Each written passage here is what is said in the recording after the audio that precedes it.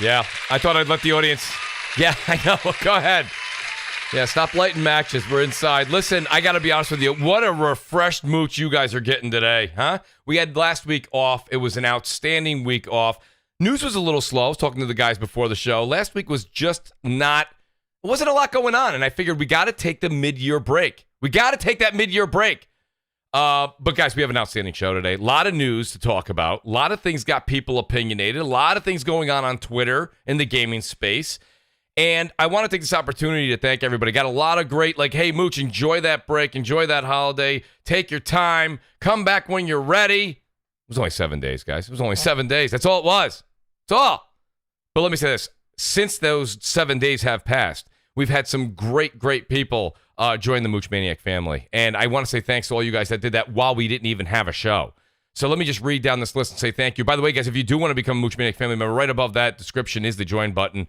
And I want to give a shout out to these great, great individuals. The great SrgntSaltyNutz, man, JudaZuk, WoolleyGamer, Frostbite Slash, Zombilla Ice Cream, CustodsX, Damion, JWE316, MumbleRanting Gaming, Tyson Web 509, Mr. Twister, all-round great gamer, pardon me, TrueWiddy, Kn1ght Ripper7, who just before we went live updated his status, and it doesn't show me what it is. But Kn1ght Ripper, thank you so much. So I'm assuming you may have gone to Major Mooch Maniac, so thank you about that. I appreciate that. The great big Chuck 777, Alphonso Carter, Punkidish, BitCloud Gaming, who's coming on the show, BRAP, who's on the show, one of our newest Mooch Maniac family members, Jamie, and our major Mooch Maniac, SrgntSaltyNutz, fantastic name, SupremeSamurai, SlaynChilean, Donnell Brown, Smokes901, Tactical Gamer, That Guy Smitty, HumaCast, 4-Star General, Brian B, a.k.a. Delirium Blades, and our VIP Mooch Maniacs, Forkboy Gaming, Sean Slomka, The Wise Old Gamer, Windingo Rex, Bryant Carter, The Great Marty Bison, MexJ88, Remarkable Knights, Percolator 9000, who's also here, and our honorable mentions. Guys, where are you? We miss you guys. Rated D Demonic, Rich Kreiser, Ice Queen Gaming, who I saw earlier, Replicant, Ben Link, Rate the Emperor, Hustle and Motivate, The Great Wilmy Hood, and the Forever Mooch Maniac, Longshot 316. Guys, like it. Subscribe, let people know we're live, call a neighbor, call a family member, do what you can to pass the word on. That being said, let's get to this amazing panel. And I want to start with the one and only, the man himself, Mr. Hardcore Xbox Gamer himself, the great Crap Gamer. Crap, I know that you may not be feeling 100%, but I want to say this much. I appreciate your dedication to the podcast space, buddy, and it wouldn't be the same show without you. Crap, how are you this evening? Doing good, man. How's everybody doing? There's some cool stuff to talk about, so you know I'm always happy to be here and kind of do my thing. So much appreciated. But let's get to everybody else because you know they're equally as important. I appreciate that, Crap. Great to have you here this evening. And then I've got a guy here that believe me when I tell you, I'm thankful. He goes out and works in the gaming space. We talk about gaming. He works in gaming. The great Gaming Forte, who's back from his own vacation.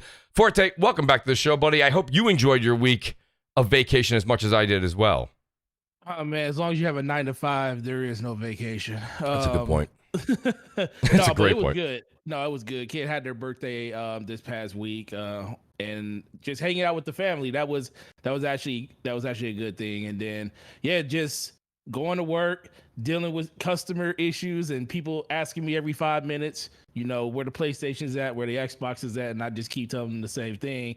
You need to call your nearest Microsoft for PlayStation rep to ask them to scoop, and of course they haven't done that yet. So it's good to be back though, man. It was actually a much needed break last week. But I know the people are super excited for today's show. I appreciate that, Forte. Thank you. It is great to be back. And then speaking of being great to be back, we've got the man himself, Basement Radio Arcade Podcast. And, you know, Brap's always got a lot to say, but just let me tell the audience right now, just as a warning, he's got a ton to say tonight. Brap, welcome back to the show, buddy. How are you this evening?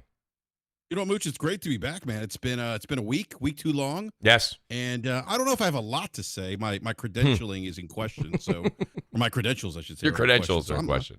I'm not sure, but it's going to be a great show, man. Well, it's great to have you here, Brap. And then let's get into our special guests here. This is a lot of fun because we've had this inside joke going back and forth. We've actually DM'd each other back and forth. He's banned. He's not banned. He's allowed. He's not allowed. I don't know what anyone's talking about. The great Saltiest Gaming is back on the show. Salt, let me tell you something. The Saltiest Gaming podcast has been absolutely electric. Your channel's blowing up. Love the work you're doing.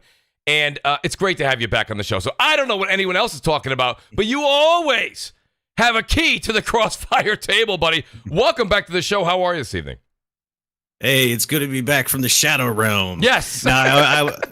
Anyway, I was in San Diego and David Jaffe's stomping grounds, enjoying the ocean. Nice. Took the kids out. Took my 2-year-old out in the ocean. She loved it.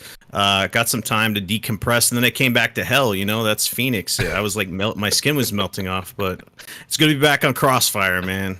So let me tell you something, man. I see you guys out there in the Arizona sun, man, and I'm kind of envious in one way because I think in New York, and I mean, I'm going to go to our next special guest in a second here, who's another New Yorker, but I'm going to say this much. We've kind of had a mild summer. Hasn't been great. And you guys have that 117 degrees in the shade, man. Yeah, and I don't know how you do it, to be honest with you, but the fact that you're so close to the West Coast, you can take a quick trip, you can drive, you can take an hour flight. I mean, those things for me coming from the New York area, that's priceless, man. It is absolutely priceless. So when you were taking those shots and showing, you're like, I'm on the road, and I saw that you were going to be back for Thursday. That's why I was like, if he's coming back for SrgntSaltyNutz Gaming Podcast, there's no way he can't do CrossFire. So, Salt, honestly, great pictures. Appreciate you took a great vacation as well. Great. Everybody's rested. A lot of energy tonight, and boy, we're going to need it. And let's see if he agrees with me. The Great Gaming with Persona is here tonight. Okay? Persona's here tonight. Another New Yorker is in the house. Persona, another man with electric stuff on the channel, man. Absolutely enjoying what you're doing as well. Buddy, would you, first of all, welcome back to the show. Second of all, would you agree with me that New York is having a bit of a mild summer? Yeah, it's been a lot of rain. Yeah. A lot of like sun showers and then like a lot of like heavy rain, and yeah, it's been raining quite a bit, but then when it is hot, it's pretty hot. Yes. But it's been more rain than anything. So yeah, I agree. No, I completely agree, buddy. And that's what I'm saying. I'm hoping that we can get at least a nice August because it's been just tremendous amounts of rain. That being said, let's get into a little gaming here, guys. And you know, it's funny. I didn't know where to start. There's so many topics to discuss. I do want to get into this one first. Let's go ahead and just get into the whole Activision Blizzard lawsuit here, because it seems to be something that, as I noticed, whether it's a big channel, small channel, or in between, everybody's kind of talking about it. And I don't know if we necessarily need to get into the law end of it or the actual rights, because that's everyone's opinion. But I'll start with the great BRAP here, because I did discuss this with BRAP before the show, and you know, we kind of had two different looks at what's going on. And I like playing devil's advocate here for a second here with BRAP. You know, BRAP, let me go to you and say, what do you think first and foremost when it comes to the lawsuit? Because, you know, first of all, this is going to go through courts, and it's going to have tons of money thrown at it from both sides. Lawyers are going to be involved. What do you think when it comes down to it as far as the allegations? Do you think that this is something that we know that Ubisoft had this same situation just about a year ago? Not the same, but very similar. And this is something that seems to be coming up over and over again in the gaming industry, company after company. And is this just something where it's a matter of time, where you've got to kind of get the old blood out and get new, younger folks into positions of power, and that's why we're just seeing this kind of like stagnant issue? Or is this a situation where you think maybe it's not as big as we're seeing it, because the Ubisoft thing was big and then it just disappeared? So where are you on the whole Activision Blizzard lawsuit as it stands personally for yourself? Well, you know, the Ubisoft thing's actually kind of reared its ugly head again recently. Right. Yeah, something came out about that, but yes. But yeah, this one kind of takes the cake. I mean, this is bad. Yeah, this one's real bad. There's some damning allegations here about sexual harassment, jokes about rape in the workplace to women, right? Women being underpaid. Gender inequality is not surprising, though, in this country. I think a couple of years ago I read a figure, and I don't know if that figure's changed, but women basically make 75 cents to the dollar of doing the same job that a man does in the United States of America. There's even disparity amongst minority males in this country as well in terms of pay. That's probably another conversation. You know, the sexual harassment, the people getting you know, drunk and doing cocaine in bathrooms, that was kind of that was wild. Like, to hear that, like, you know, when you hear that, it's like, oh my God, like it almost sounds like too good to like be true, or maybe not too good to be true is the right word, but it seems like very surreal, like something like that would happen. But I can tell you, and I said this to you earlier, Mooch, I worked at in a sales role for an industry where it's all money driven. And I worked with some assholes. I worked with there were some pretty fucked up people. I witnessed sexual harassment. I witnessed physical assault. I saw one of my supervisors headbutt one of my coworkers, like literally headbutt him. Yep. Because he didn't close a deal. Yeah. And I've seen people do drugs that like basically pull out some Colombian bang bang and just lay it out on the table and start blowing lines at a work function. Mm-hmm. So those things exist, but to hear the gaming industry, it's like I think sometimes we think because it's the gaming industry that maybe stuff like this doesn't happen, but again, it's obviously happening in the industry. I wonder how rampant it is, but with more specifically the Activision thing, it's really troubling. There's also allegation that someone committed suicide because they were nude pictures of her being passed around work, and she's being constantly harassed about that. The only thing I could say, Mooch, is you mentioned kind of like is this kind of like a generational cultural thing, right? Mm-hmm. Like back in the days, like people used to smoke in offices and drink Manhattans, right? That's right. And maybe kind of spank their secretaries on the rear end. Maybe that was commonplace back in the 70s, right? When there was wood paneling everywhere in the offices. Oh, the great wood paneling, yeah. Who doesn't love wood paneling? Thank God that came down, to be honest with you. That was, boy, I'm glad that's gone. Oh, no. That's a BRAP thing. I like wood paneling. You guys all just learned something new about BRAP. Go ahead, BRAP. Yeah. No, yeah, I hear you. I think you're right, and I do think it's a bit of getting rid of that old mantra. But maybe it is. But we also don't know. Like who are the are some of these people older per se? Or they come from that era where some of that stuff was okay. Well, they're not in their 60s, but remember, if you're in your 40s or 50s and you're working for these companies, you grew up in that era. So the people that were their seniors, right, that have retired in the past 10 or 15 years. So now you're 40, which is not old, by the way. I'm just trying to say that is at an age where you've already kind of been influenced.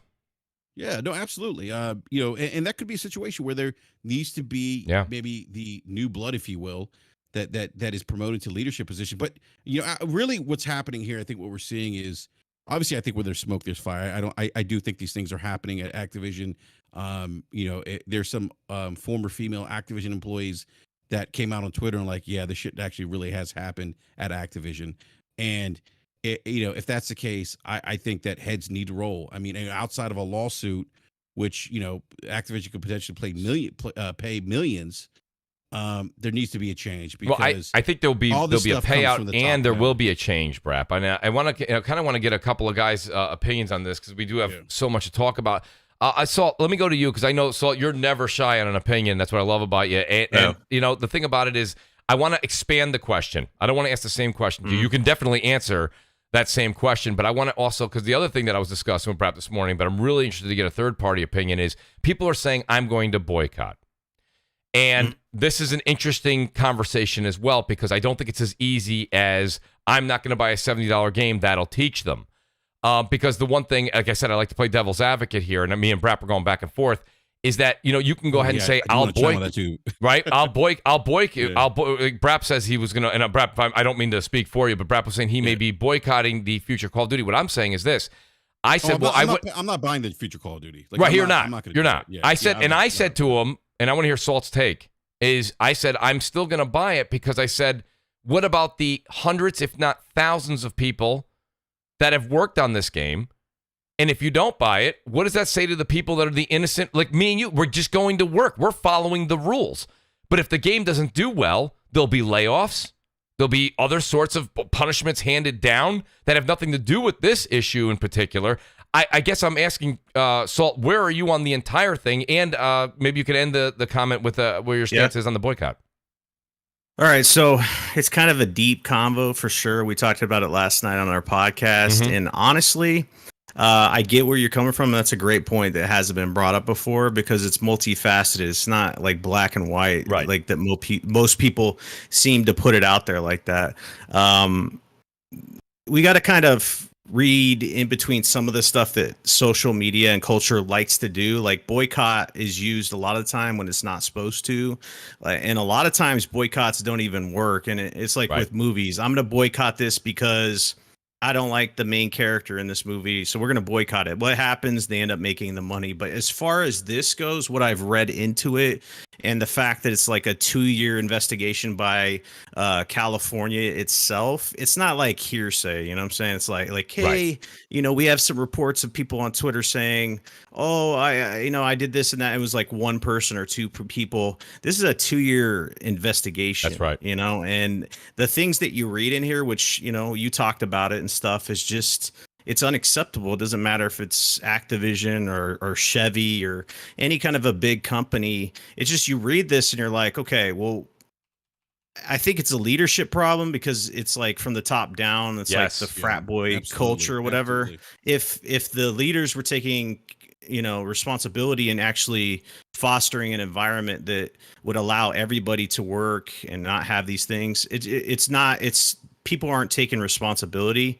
So I don't know how far up the chain you'd have to go, because apparently the guy that's in charge, who gave himself all these bonuses, millions and millions of dollars, apparently he was one of the originators or, you know, creators of Activision. So I don't know if it goes that high, because he can kind of skate out of it and give responsibility off to like someone below him or someone below them. But leadership change definitely needs to happen. Now, as far as the boycott situation, I talked about this last night, but you bring it up, other people that will be affected, is definitely something that you should think about.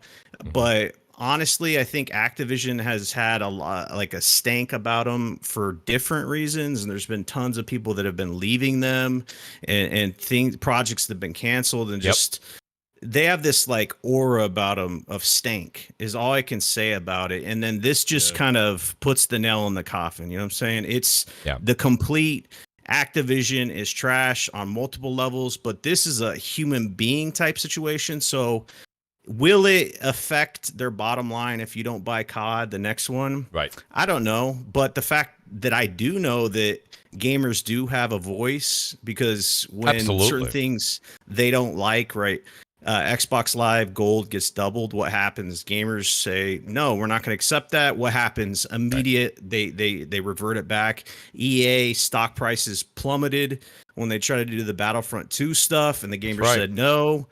Changes were made. So I think gamers have voice and can voice their opinions in social media and other ways, other than just boycotting the product. Because if it just gets swept under the rug and no one cares about it, I don't think much will happen. You know, like, let's look back to the Ubisoft situation. Did many people talk about that? Even myself, I probably was guilty of not being vocal enough. Yeah. So I think I think if gamers, if they don't like what's going on and they voice their concerns and stuff, that will get out more than, hey, I'm not going to buy your product. You know what I'm saying? Because who knows how big of a dent that will make. See, I'm glad, and I'm glad that that's where you ended your comment, because, and no, BRAP, I'll give you the mic back. And listen, guys, you guys know this, right? There's no secret. Like and some people will go, Mooch, it makes it kind of awkward, but like I like Call of Duty. You guys know that. I say it every week. And Warzone. Like, I look forward, and more than just the multiplayer. I talked about Persona, and me and Bari talked about this last time they were both on the show, how they kind of hated how Warzone has kind of destroyed, you know, what the essence of Call of Duty is. But like, even more than just like domination and team deathmatch, I really like Warzone. And so this is hard for me, because I'm sitting there and I'm like, yeah, you know, the boycott is definitely probably something that would work. But at the same time, I think Salt made a great point there. Being vocal, having shows like this and saying that we're not going to stand for that, and showing the disdain. But the thing is that enough to be vocal without voting with your wallet? Does that really do anything just to be vocal? Because if you don't hurt them in the wallet, it doesn't hit their bottom line. I mean, it could from a PR perspective, where you have enough people on social media, maybe like that are really kind of like beating the drums, and maybe that leads to something bigger, like a bigger movement per se. And maybe that movement leads to like really hurting them in their pockets. But like, you know, like we were talking about this on DM Mooch, and look, I totally get, you know, no one wants to see anyone lose their job. No, I do think, unfortunately, if that happens, it's collateral damage that was really positioned by poor leadership. Like obviously, like this comes down, like Salty said, and every company that I've seen, like, and I worked for a pretty toxic company, and it really stemmed from poor leadership. It really did. Like everything really does trickle down from the top to the bottom. Like what do they say? The Absolutely. fish from the head down. So, so yeah, I don't want to see anyone lose their job, but at the same time, Mooch, I think that I think this is a in my opinion, it's a big deal, and it needs to change. I said this to you in DM. I have a daughter; she's 5 years old. Right. Like enough's enough. Like to the point. Like women, like as men, like we have advantages that women don't. Like let's just be real. We do. We don't. Huh? Sorry, I just thought I heard something. Go ahead. No, I mean like we I crap. I don't know if I'm reading. Never mind. But no, we have maybe one advantage we don't have. But like I said, like in the workplace, we do. I mean, like you look at like like pay. Like there's still disparity in pay. Men. I mean, sexual harassment can happen to men, but it's not as common per se in the workplace as it is with women. And so when I hear these things and I see these things, I'm seeing this happening in the industry. Right. It's concerning. And look, I don't want anyone to lose their job. At the same time, leadership kind of put these people unwillingly and unfortunately in a precarious position where that could happen. Well, and I agree with you, and I think everything you said holds water. But the one thing that I said to you is I said the courts will deal with this, and Salt said it himself. This is a 2-year investigation. This isn't a couple of people. This isn't like other Bloomberg reports where it was like a guy was a journalist was outside of a window and he heard 3 people talking about it. Or is it just something else? That's a great question, charges? Because if it's just accusations and not a criminal case.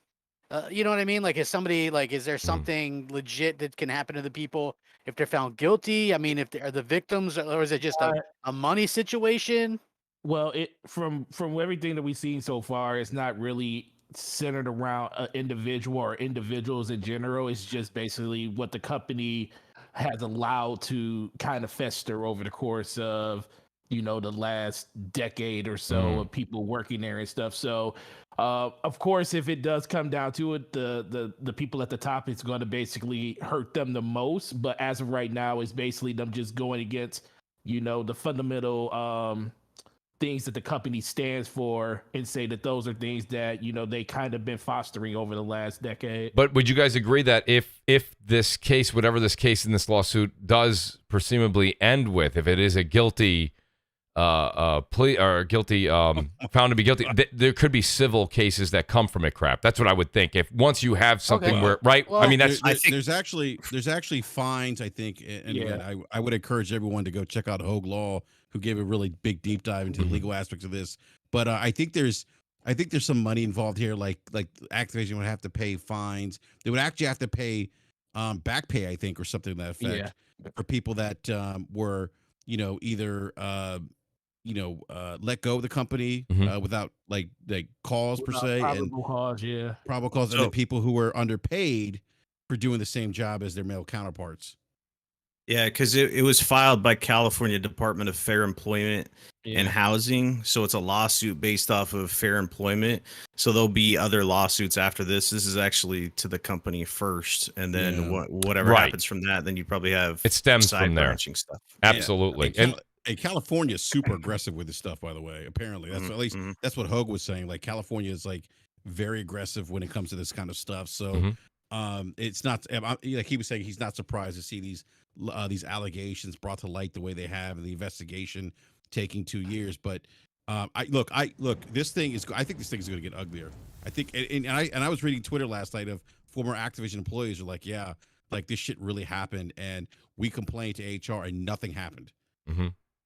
No, and I think we'll probably see more people come out. And again, this isn't just an Activision problem. We've heard stories about this. That's my point. This isn't just an Activision problem. Ubisoft, no, it's not. But I wonder if I wonder how. I asked Jaffe this earlier, and DM hasn't responded to me yet because we're talking about it a little bit earlier. But I was asking, is this rampant in the gaming industry? Like, is this a problem? Well, let me do this. I want to get Persona in here, and I got 2 super chats here I want to get into as well. Shout out to the great Marty Bison. Says, I can't wait to hear yelling. What's up, panel? Marty Bison, thank you for that. And Sir X-Man actually says something from his experience. He says, I've seen situations where women start flirting with men flirt back a little bit, women don't get the response they want out of it, then they file harassment. So SrgntSaltyNutz has seen a bit of reverse harassment here, I guess, in certain aspects. In the workplace, I think you'll see everything nowadays, SrgntSaltyNutz. But I want to ask Persona. Persona, I know you're definitely, your ear is to the ground. You know what's going on with this.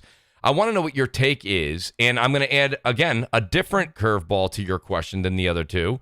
My question to you is this. On top of what you feel and how you're going to react to this Activision lawsuit, my lead-up question, shout out to Killer Dude in the chat. He says, do you think that Sony and their marketing with Call of Duty, will they back off a little, or will that have no effect at all? So, Persona, I guess I'm asking you a three-stem question here. I'm interested to hear your take. Yeah, so I'm actually not going to give my thoughts on the subject just because I choose not to. Because you can't, And, because you might have a difference of opinion and people will fucking attack you.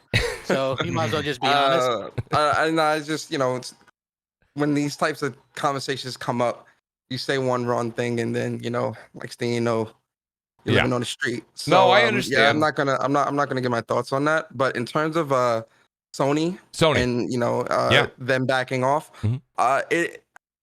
it's a toss up.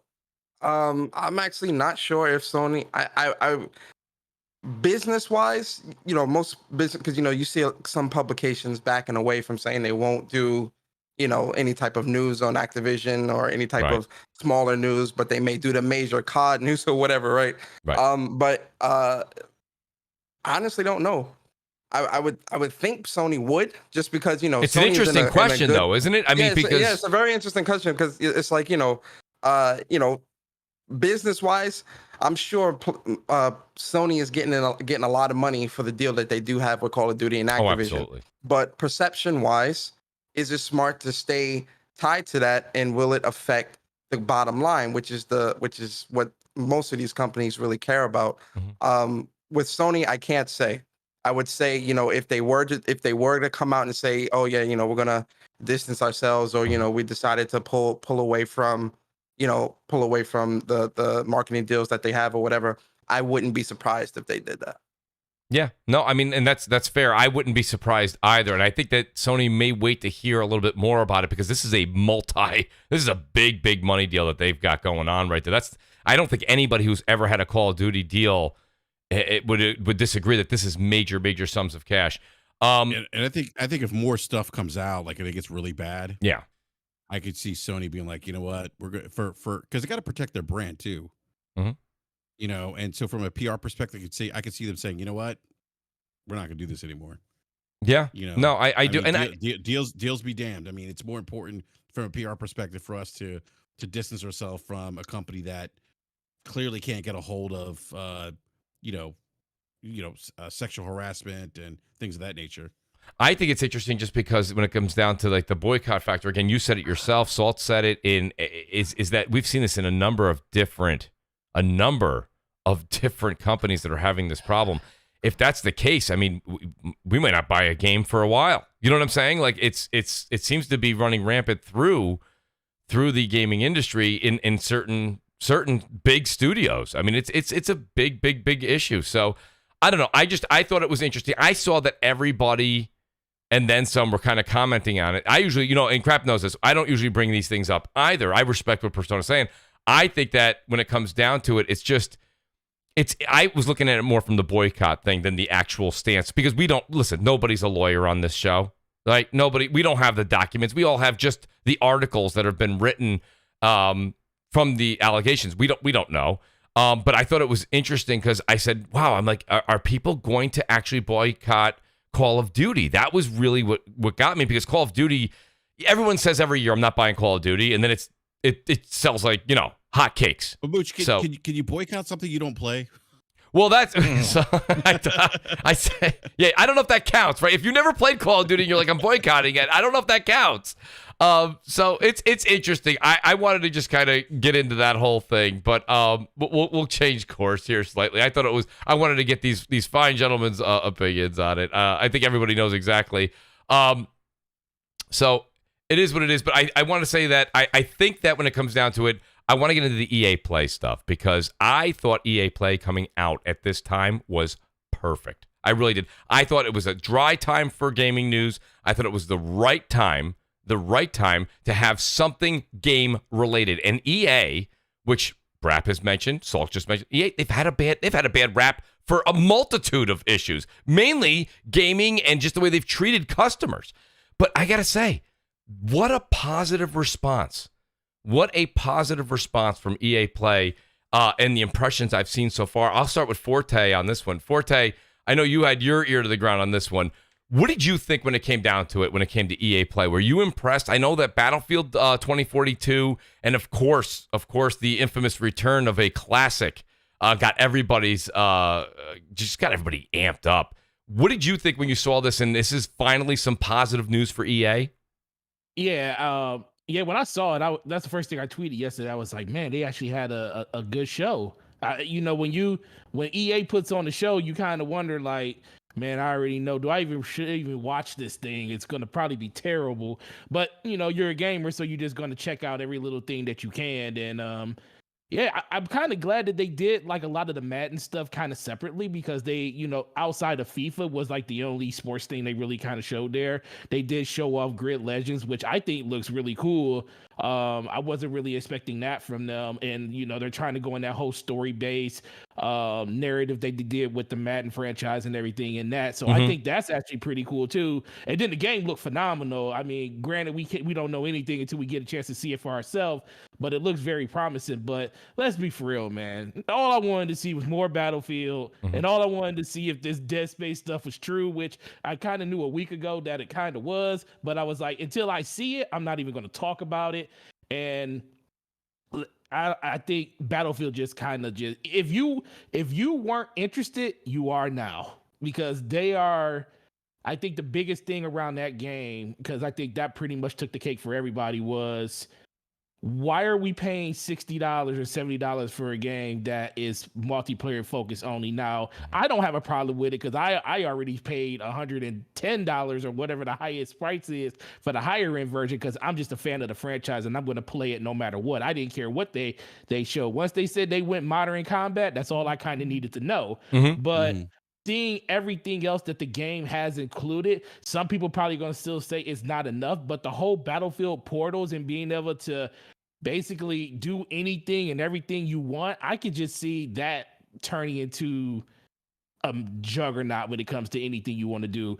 Like, you can have Battle Royale built into it. You can have 4 versus 38, 4 versus... You can do anything you want in that game, and I think that is what I expect next gen to be about. It's not about just the games per se themselves. It's about the things you could do in those games to make those sandboxes as big as they could possibly be. So I ain't gonna lie. I was telling my friends, I was like, yo, it was between Destiny's always going to be Bay, but it's definitely between Halo and Battlefield, and seeing Battlefield do what they did.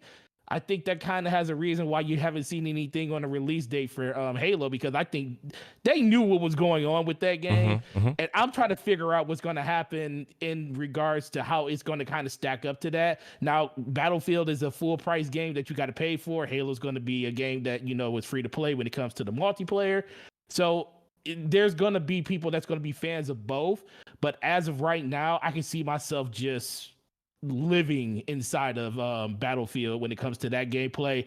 And then just seeing Dead Space for the first time in forever. The first one, I think, is by far the best when it comes to the atmospheric feel of it. I think 2 had the best gameplay.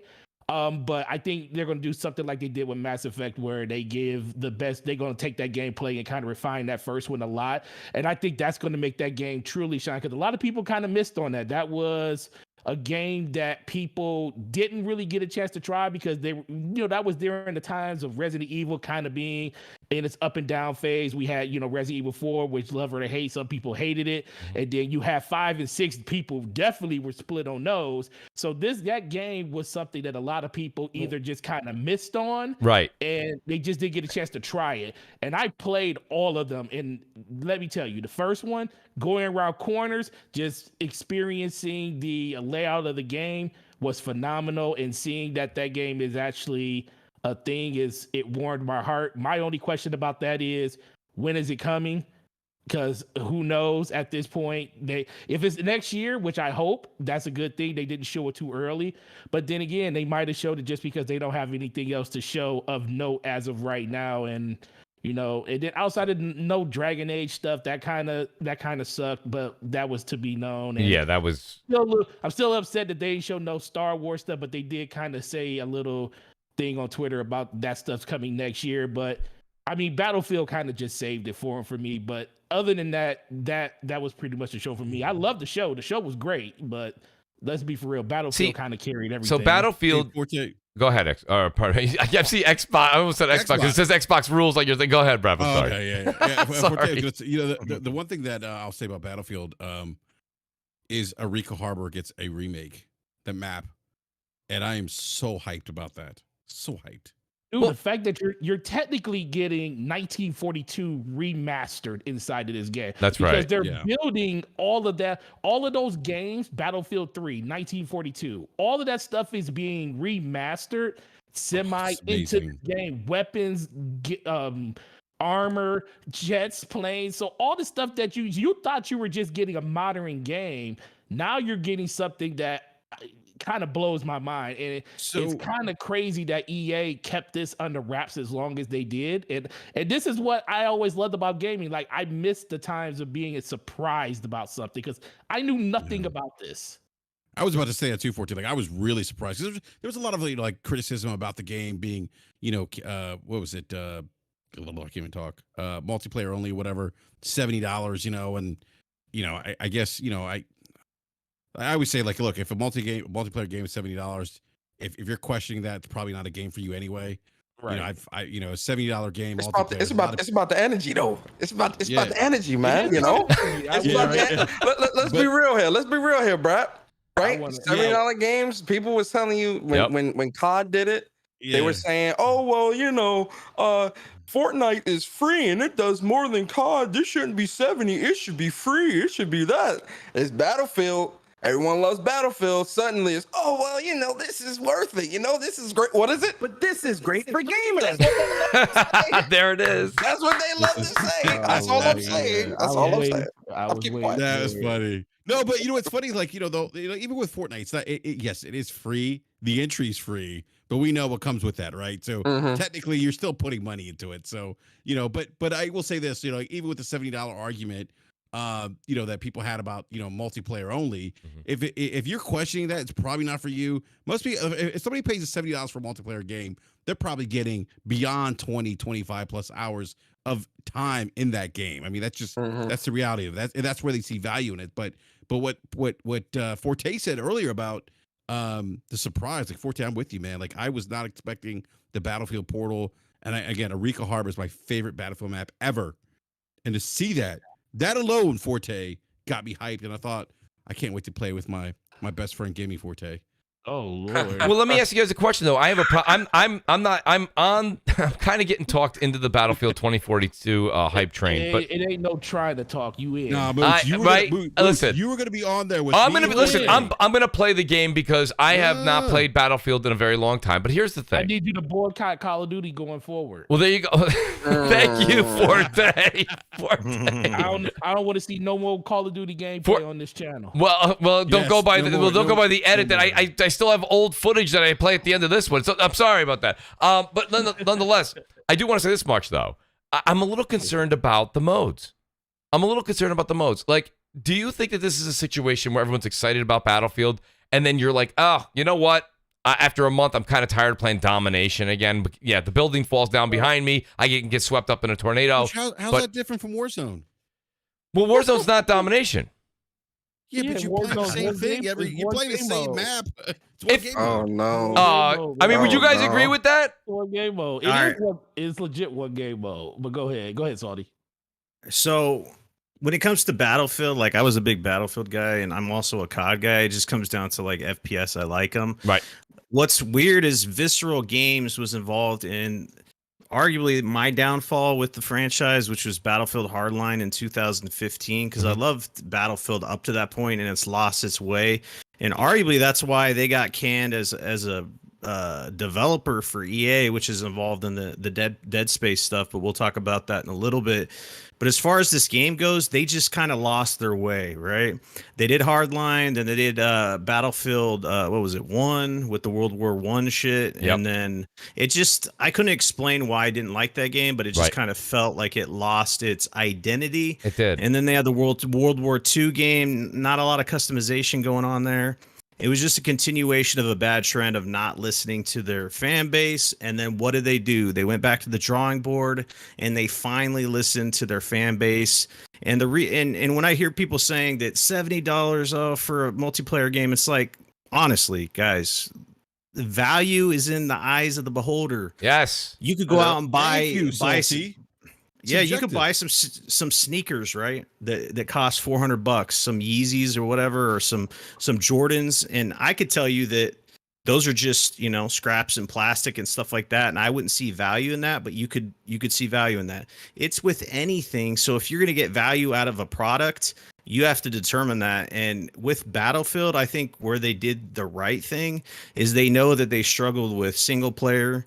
Their campaigns were subpar, so it's like you'd rather be good at really good at something instead of just kind of being average at everything.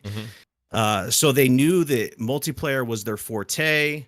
No pun intended, gaming forte. But they went to the well and they said, all right, let's put all of our resources into this and do something special with the multiplayer and change the game. Like we're seeing all these weather events and all kinds of crazy shit going on. They up the amount of players that could be in there. They're adding all these old maps in there, which is a genius move because COD's been doing That's it a with good Nuketown, move. right? Absolutely. Yeah, because when it's a good map for multiplayer, you could play that multiplayer map over and over and over and over because it won't get old to the respect it's just built perfectly. Like Nuketown, I always bring it up.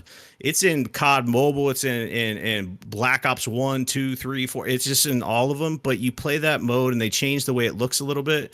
But the positioning of everything is just perfect for you, so you love that experience. So them going 2042, 1942, Bad Company 2, Battlefield 3 maps, and giving you the ability to span across all those and giving control to the players for game modes. Like in the trailer they showed, I think it's the defibrillators versus knives, and it was like World War II guys versus. Oh, that was awesome! Yeah, It's dope because those are game modes you can create as a community, and you can get involved in that and like those game modes. Plus, they're not even mentioning a battle royale yet, which they will bring in later. But it's not even a part of this. So it's like you have all this stuff and it's games as a service as it's supposed to be, because the idea of it, you want this game to evolve over the years and supply content to the community and keep them involved with battle passes and content and game modes, because that's how people keep coming back to Warzone, right? You get your season pass or whatever,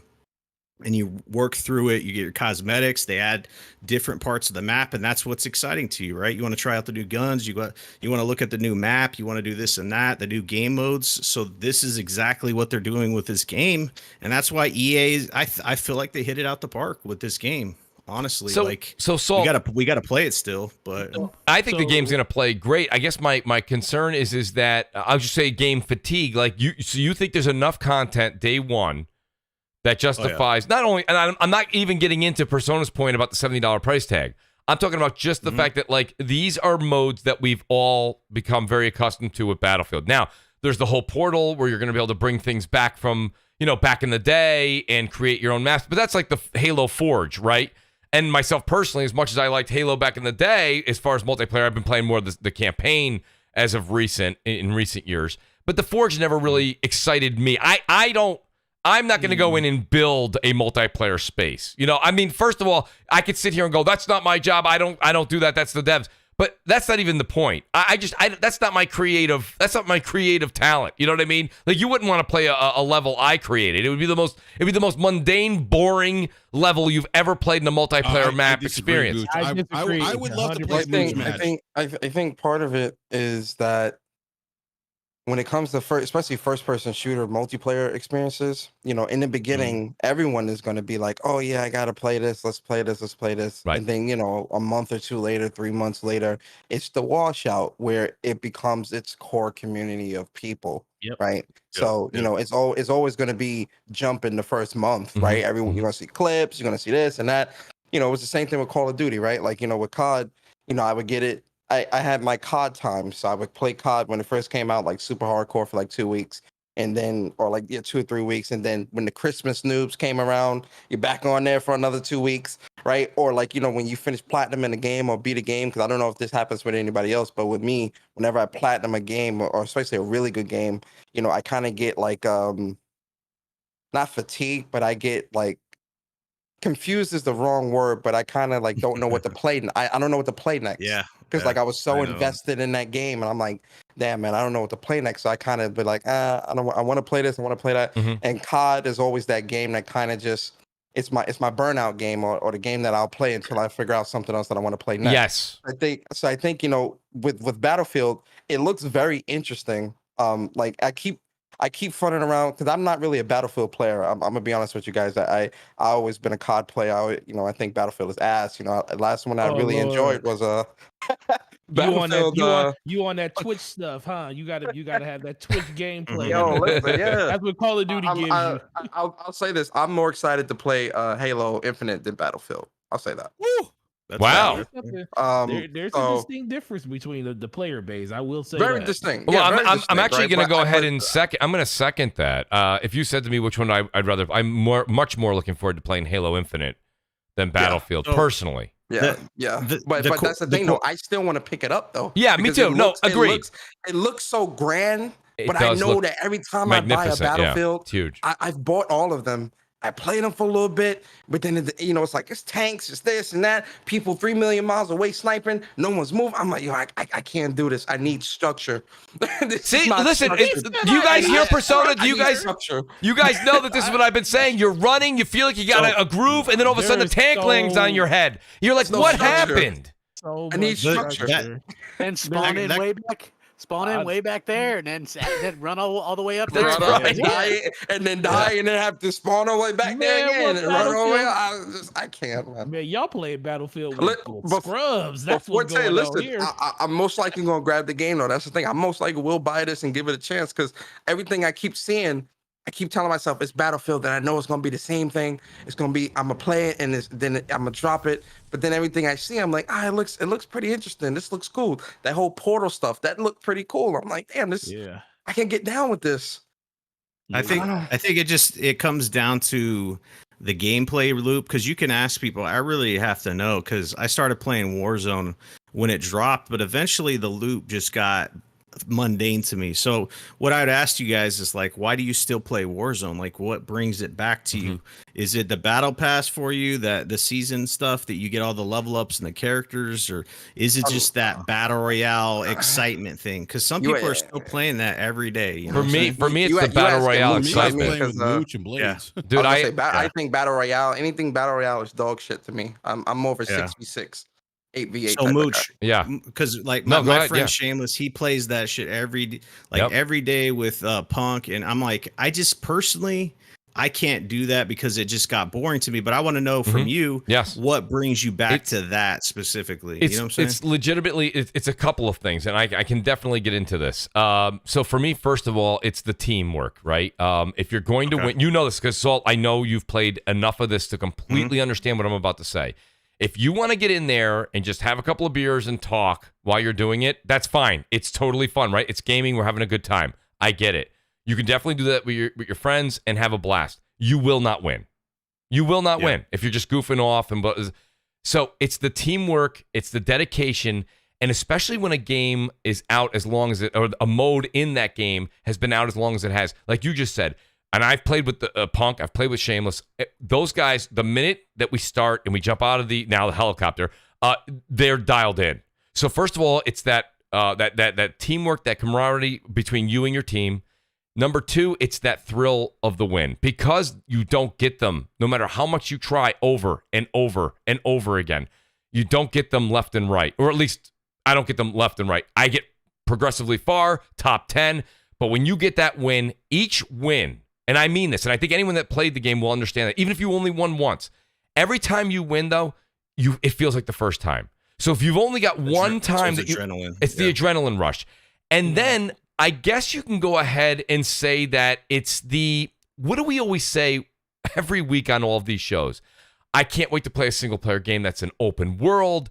It's so expansive. It's got so much going on. The map seems endless. This is legitimately a massive, massive, ever-growing sandbox that continues to evolve. Yes, it has its problems. Every game has its problems. So let's not get into the hackers and this. I mean, I understand that, and I'm not belittling it either. I'm just saying that doesn't necessarily take away from it. So you take those three aspects of multiplayer, and then I go back to what Persona just said, which is how I grew up. I grew up on the 6v6, the 8v8, and to be honest with you, one of the only games that I've gotten a rush that is not a battle royale type of game was Factions from The Last of Us. That is a 4v4, and it was, again, if you're not very dialed intense, in, very intense. But let's be honest, I love that shit. right? But that's that same teamwork I'm talking about.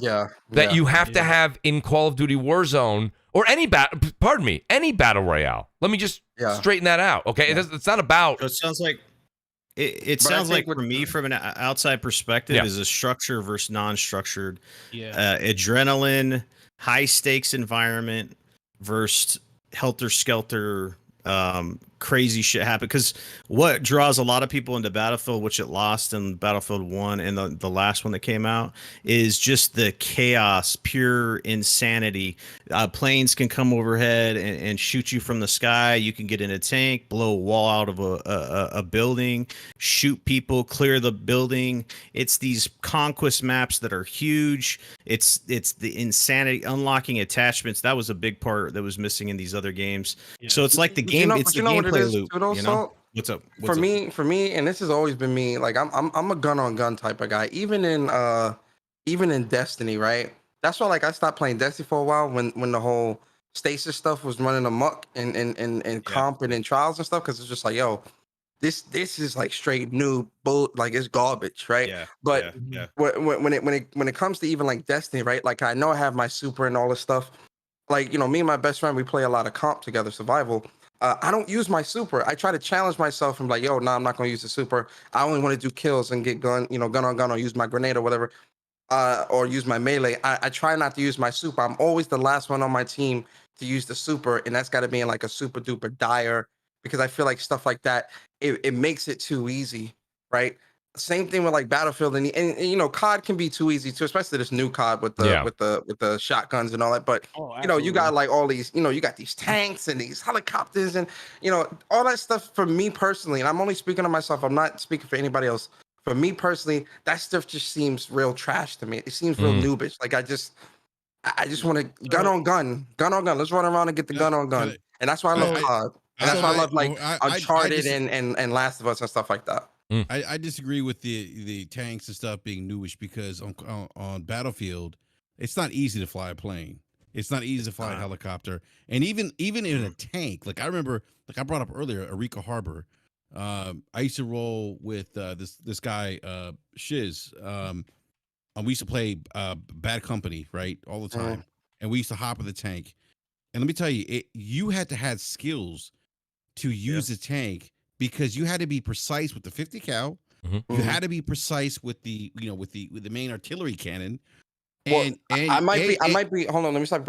I'm using the wrong word, because when I say noobish, I don't mean like easy, like easy for the noobs, because they put that stuff in there, and good players are definitely going to take advantage of that stuff and really dominate.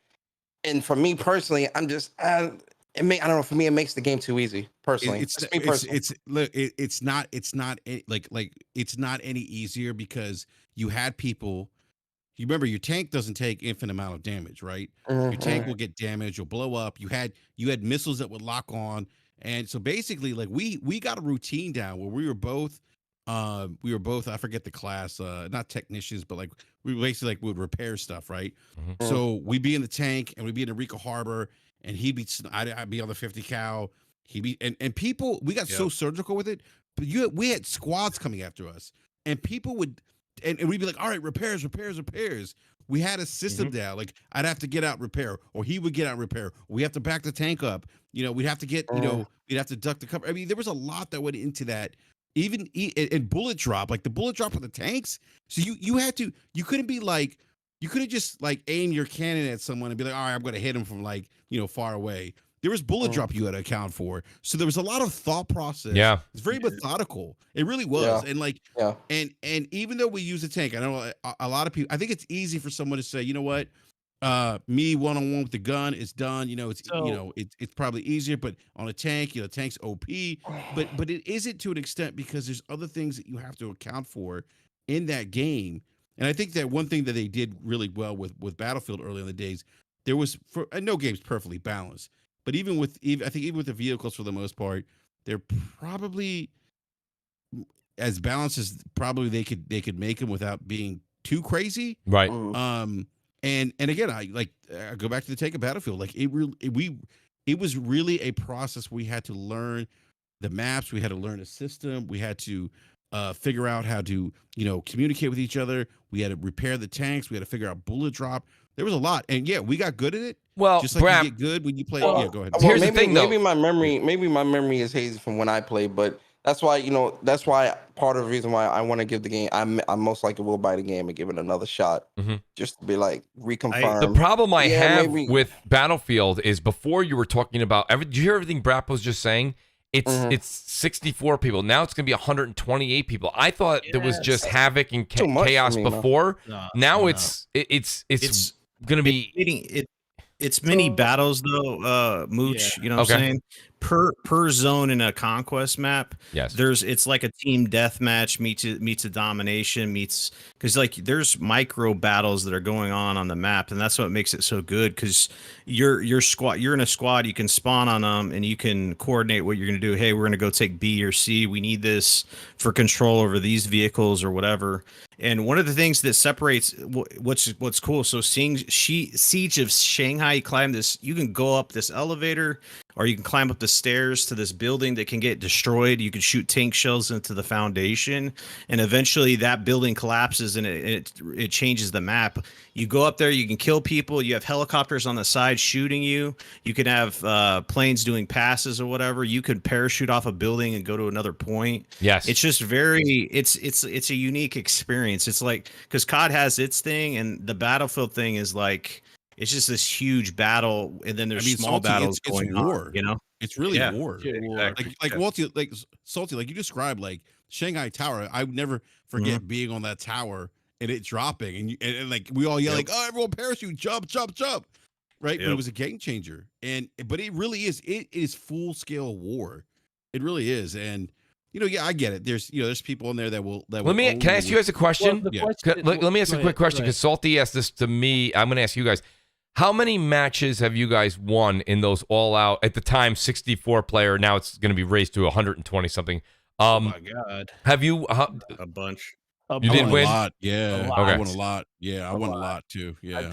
I think last time I looked at, before they took them down, BF4 stats, I was like it was like 63% win rate. I think one of the other things that you have to kind of highlight is playing in a team makes the game better, and you cannot change an outcome of a match as an individual like you can in COD. Like if you get a team deathmatch, you can have a guy that's really good, get a bunch of streaks and win the game himself. If you get into this 128 battle and you're just trying to play it by yourself, it's not going to be a good experience because you're going to get dumped on. You know what I'm saying? Oh, you're going to get absolutely destroyed, Saul. I always look at the difference between those games as one is instant gratification, the other one you have to work for everything that you get in, and that's what Battlefield is. You have to literally put in work in Battlefield if you want to succeed in that game. And I was one of those people, like Salty said, I played Battlefield. The people that love Battlefield, it don't matter how they play. They'll play in groups, they'll play by themselves. Now, he's absolutely correct. Battlefield is meant to be played in a fire team with 3 other people, and that's how you're going to get the best experience. But I was one of those people that just wanted to see my name in lights, and in order to be at the top of a leaderboard, and that's the thing that people don't understand, you are always in the thick of it if you're at the top of that leaderboard. Now you can play Battlefield however you want. You could be that sniper that's on his back, laying in the bushes 500 feet away from a target. And yeah, they'll probably do a little thing. They'll hold some support, but they're not truly helping the cause, because the cause is, especially if you're playing games like Conquest and stuff, the whole purpose is to hold these points. And the people that are doing that on a consistent basis, you're always in a gunfight, and you're always trying to spawn on your teammates so you can keep people at the point and everything. Because the moment you get your team wiped, then you start spawning so far away that you're like, well, we lost that point. Let's go fight somewhere else and get somewhere else. So it's this dynamic that has always been a characteristic of the game. And I was one of those people. I was just like Persona, Persona. I loved Call of Duty, but then it hit a point where I was like, I played Battlefield for the first time, and I was like, this is so much more fun, because your mind doesn't. I'm not trying to say that you feel like you're lazy when you play Battlefield, but when you're playing Call of Duty, your mind is moving at 1,000 miles per second, because every corner you go around, something's going to happen. And it's cool to have a game like that. I always felt like you guys are doing a better job selling it than EA, by the way. Yeah, I always felt Call of Duty they should hire us. So well. I agree.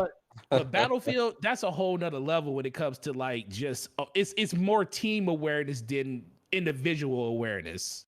Well, let me say, so the great Sir X-Man says, screw Dead Space. I want a true burnout. Come on, EA. Magnum Visual says, I like Battlefield 2042, but it feels like it will still be too cosmetic. It may take away from the realism, which is what turned people away from COD Modern Warfare. Sir X-Man's back. He says, all Battlefield is cross-play. If so, getting on PC. Sir X-Man says, I'm getting the $120 version of Battlefield Premium. Shout out to Sir X-Man. Oh, Game Over Brian here. He says, so Persona, this is up to you. I believe the last time you were on the show, he also asked you this same very question. He asks us this every time I do a show, every time Barry does a show. Any show that I'm on, he'll go into the show and ask this question in the super chat. Shout out to Game Over Brian. I'll read it for the super chat. Game Over Brian. I was going to read it. He goes, hey, Mooch, great show, great panel. I have a question for the legendary Persona. When upgrading Final Fantasy VII Remake, do the trophies pop automatically? Jesus. I love that he Game keeps... Over Brian. The trophies will pop automatically if you transfer your save over. I think you got that answer on a cue card now, right, Persona? Yo, I do, man. Yo, how great is that? I was listening to him. I was listening to them on What's Up PlayStation, and that super chat came up. I was like, did he just answer that super chat? Yeah, he did. Yeah, he answers it every time. Shout out to Game Over Brian, man. Sir X-Man wants to remind BRAP that you can also upgrade your vehicles too. Yes, this is true. You can upgrade your vehicles. Yeah, but I want to. Go ahead. No, I want to answer that question. That last thing that Mooch had talked about, where he talking about what about the game and everything, about it's being stale. I think a lot of people are kind of underselling the whole Portals part of it when it comes to. They're underselling that because, and some people, and I definitely think you're underselling how Forge basically kind of saved Halo 3 when it came to the multiplayer. Really? Okay, yeah. No, get into it, Forte, because I need to know this. Because I just think Forge being announced in Halo 3, it was more than just a map editor. Bungie literally made community game modes off of Forge. All of those game modes that people wish were in these newer Halo games, like Oddball and everything like that, that stuff was born inside of Forge. All that stuff was born there. And there's not a true, and that's the thing a lot of people don't realize too, it's not a level editor inside of Portals. It's basically just a sandbox that you can critique and change every little aspect of it to like how many people are on one team, who has what certain weapons and loadouts versus certain errors. I just think that's where you're going to see the refreshness of the game come in and out at. And plus I forgot how many game modes. They haven't announced how many maps are actually going to be in the game at launch, but the fact that they have the whole suite of Battlefield, everything from the original one all the way through what we're going to have now, they're going to be adding map after map after map. And I do think people haven't talked about this. I think this is going to be a platform going forward. I would be surprised if they do anything for Battlefield in the next 5 to 6, even 7 years. They're going to update this game so much to the point where everything that's available in a Battlefield game will be in this game, and they're just going to use that tool to basically just flesh it out even more. And that's what's going to keep people coming back and forth to the game. See, you say now slow. By the way, I want to just say this first of all. Shout out to the Yeah, great shout out slow mo to Slow-Mo. backslap. He says, "Are there any Xbox Live beta testers in the house?" Shout out to Slow-Mo. slow mo. I appreciate that. But I want to say Hey, Mooch. something. So Forte made a great Okay. point, Brap. No, and it's I think my point will then lead into I think what you're going to comment on Forte's response is okay. Forte did an outstanding job making that case right there. But my question now is this: everybody on this panel said seemingly they're going to buy the game. When is it you'll say, "Hey, Mooch, you got to jump into this game. I just created this level." I've never had anybody forge anything. They say they're going to do it, but they don't do it. And I don't. And by the way, I'm not being sarcastic. I'm saying I don't blame you. Right? I mean, I don't necessarily like the reason I like Warzone is because I didn't make Warzone. Right? I think a lot of people just want to play the game. Like I wanna play think the game. Portal stuff, that's more of like it's more of like party game type stuff, right? Like you playing with a bunch of friends or streaming or something like that, or for the creators that like to I create think it's stuff. super hardcore. I think that's where that will fall when it comes to that stuff. But I think for a large majority of the people, and again, this is just how I see it. People just want to play the game, man. They just want to play the game. Yeah, I think that's going to be relegated probably to the really hardcore. Like I remember, I used to, and this may sound crazy, but Forte, you may remember Operation Metro, right? Metro Operation Hurt Locker, basically. Yeah, right. There was basically like Metro was one of those maps that like the group that I ran with, we would always want to play 24/7. And EA actually gave you the option of renting out a server.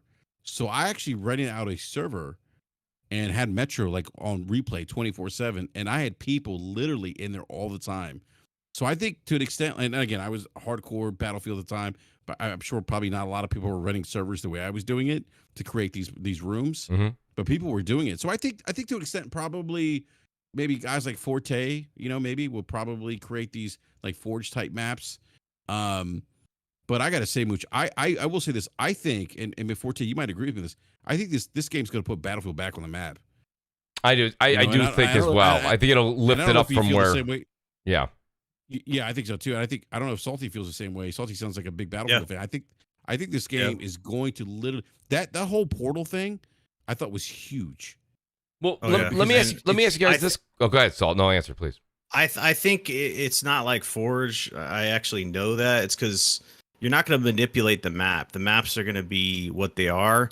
You're going to be manipulating the game modes and stuff like that. And like, I don't really play Fortnite, but I do know they have like a game creator in there, and they actually pay people, I think, if they're popular. So there's different ways where these guys that are hardcore can benefit from creating these modes and stuff down the line. You can monetize them sometimes.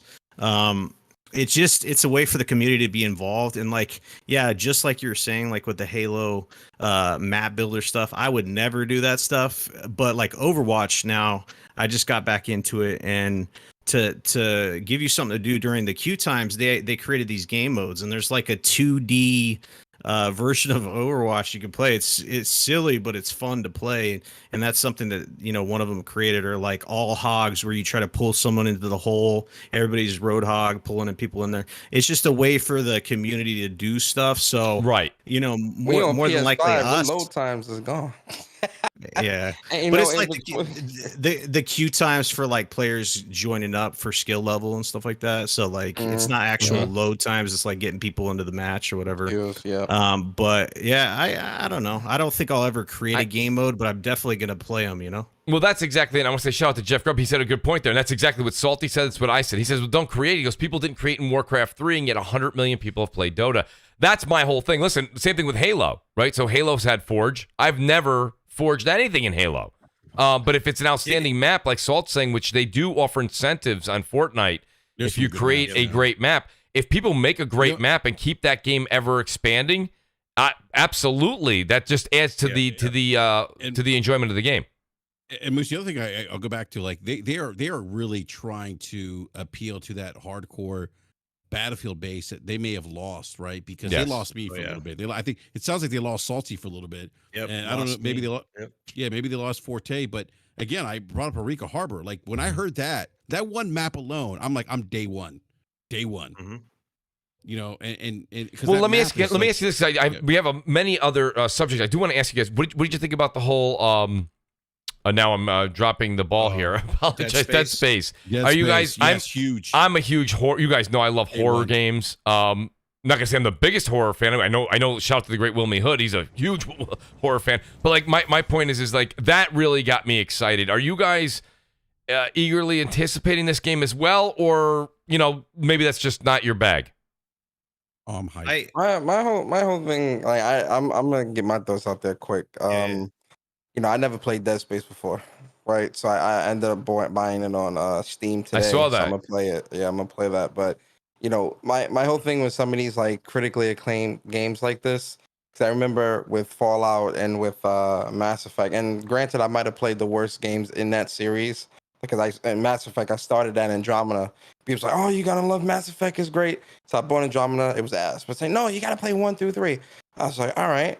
Fallout 4. I popped this in and I'm like, what the hell is this? Nah, I'm going back to the JRPGs. Trash. So like, no, you gotta play new. You gotta play New Vegas. You gotta, So I'm just hoping that with this Dead Space, like, a lot of people hype these games. I just hope that I also believe the hype, because it's 0 for 2. Have you started the game you bought today, or you have not? No, not yet. I've got way too many other games ahead, but I am going to start it this weekend. Did you? How are you with Resident Evil type guy? Like, I like Ari. Yeah, I like Ari games. I mean, are you more of the original fan? Yeah. Yeah. I didn't start Village yet, but Village does. I did play the demo, and from what I played, it was pretty so. I cool, mean, look, and it's funny. I'm glad you brought up Village. We've never really gone back to that. So I beat Village. I enjoyed it. You guys know I'm a huge RE fan, but I know I'm probably gonna get like people throwing tomatoes at me for this, but I actually liked 7 better than 8. Am I alone? Oh, am I all alone? No, you're not, Mooch. I'm with you. Can I ask a question of the panel? Please. So, we all agree now that remakes for $70 are okay, right? Oh, Lord. It's great for gamers. Do I need to play it? But this is great for gamers. Is it great? Is it good? I need to know, because when it was Demon Souls, it was who needs that? Nobody wants that. That's right. I'm just asking. I'm just asking questions. I think you got the wrong. I think you got the wrong people following you on Twitter. Persona, I almost called you Barry. I'm joking. I heard that too. You definitely. Yeah, but Persona. I mean, I get what you're saying, man. It's like you said, energy, right? Unfortunately, it's an unfortunate thing, but you gotta have it.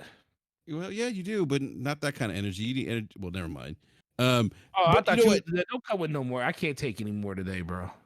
I love the BRAP Forte energy. I thought you was going somewhere, bro. Where? I don't know, man. I'm worried. Well, he made Persona makes me concerned, man. She like, do I have something to worry about, man? Forte's gonna file a complaint to BRAP HR soon. Oh no! Well, I got news. Persona, I'm kind of glad Persona brings that up, though. I mean, it's not one of the topics, but it is something that everybody said was a no-no, right? When PS5 came out, you said there's no way we should be paying $70 for a remade game of Demon Souls. And now we don't know if Dead Space is going to be 70, but what I'm saying is remakes, this is next gen only, it's only on PC. Right. It's EA. I mean, listen. All signs point to $70. Look at FIFA and Madden. I think it's safe to say this is going to be a $70 game. I think it's safe to say that, right? I think it's a good business move by EA. You know what I'm saying? Yes. Once games get over a certain age, you can remake them or whatever and hit a whole new audience. It's pretty easy to do, and you can make that coin. One thing that doesn't sit well with me, I'm not going to boycott it or anything. Visceral made this game, created this game and this series. They got canned. for doing, Battlefield Hardline, like we talked about. Then Project Ragtag, which was a Star Wars project that pretty much ended their studio. And then, EA's like, yeah, thanks for your service, thanks for your game. We'll have someone else do it. You know what I'm saying? Like, we'll make the money, and everybody's asking for a new Dead Space. They're like, we'll just do a remake. How does that sound? You know what I'm saying? I got a question then. Salty, I think, brings up a great point. Like, Salty, do you think that, because like EA's been kind of like, I think, branded by the community as a place where developers go to die. We know about the troubles with, BioWare and God, I can't remember the name now. The multiplayer game, the Iron Man game, as I call it, Apex Legends. Oh, it's Anthem. Respawn. Or Anthem. I'm sorry, I said Apex Legends. I'm sorry, Anthem. Anthem. Yeah. Anthem. And then they released Mass Effect 4, which Mass Effect was that Mass Effect 4 was not good. And there's a lot of pressure like on BioWare right now. Like we've read the stories about people leaving.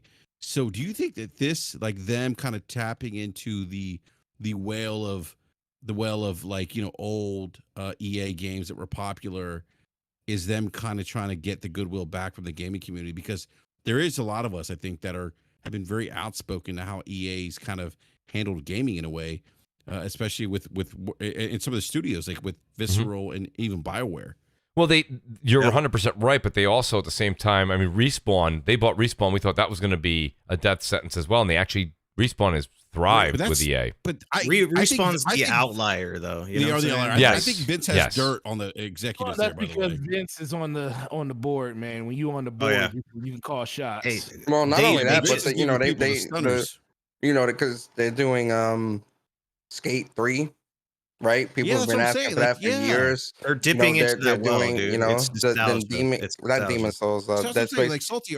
So Salty, are they trying to like win the goodwill back of the gaming community? Then? I don't know if it's necessarily the goodwill. They're trying to make that money, and it's an easy dip into that well. You know what I'm saying?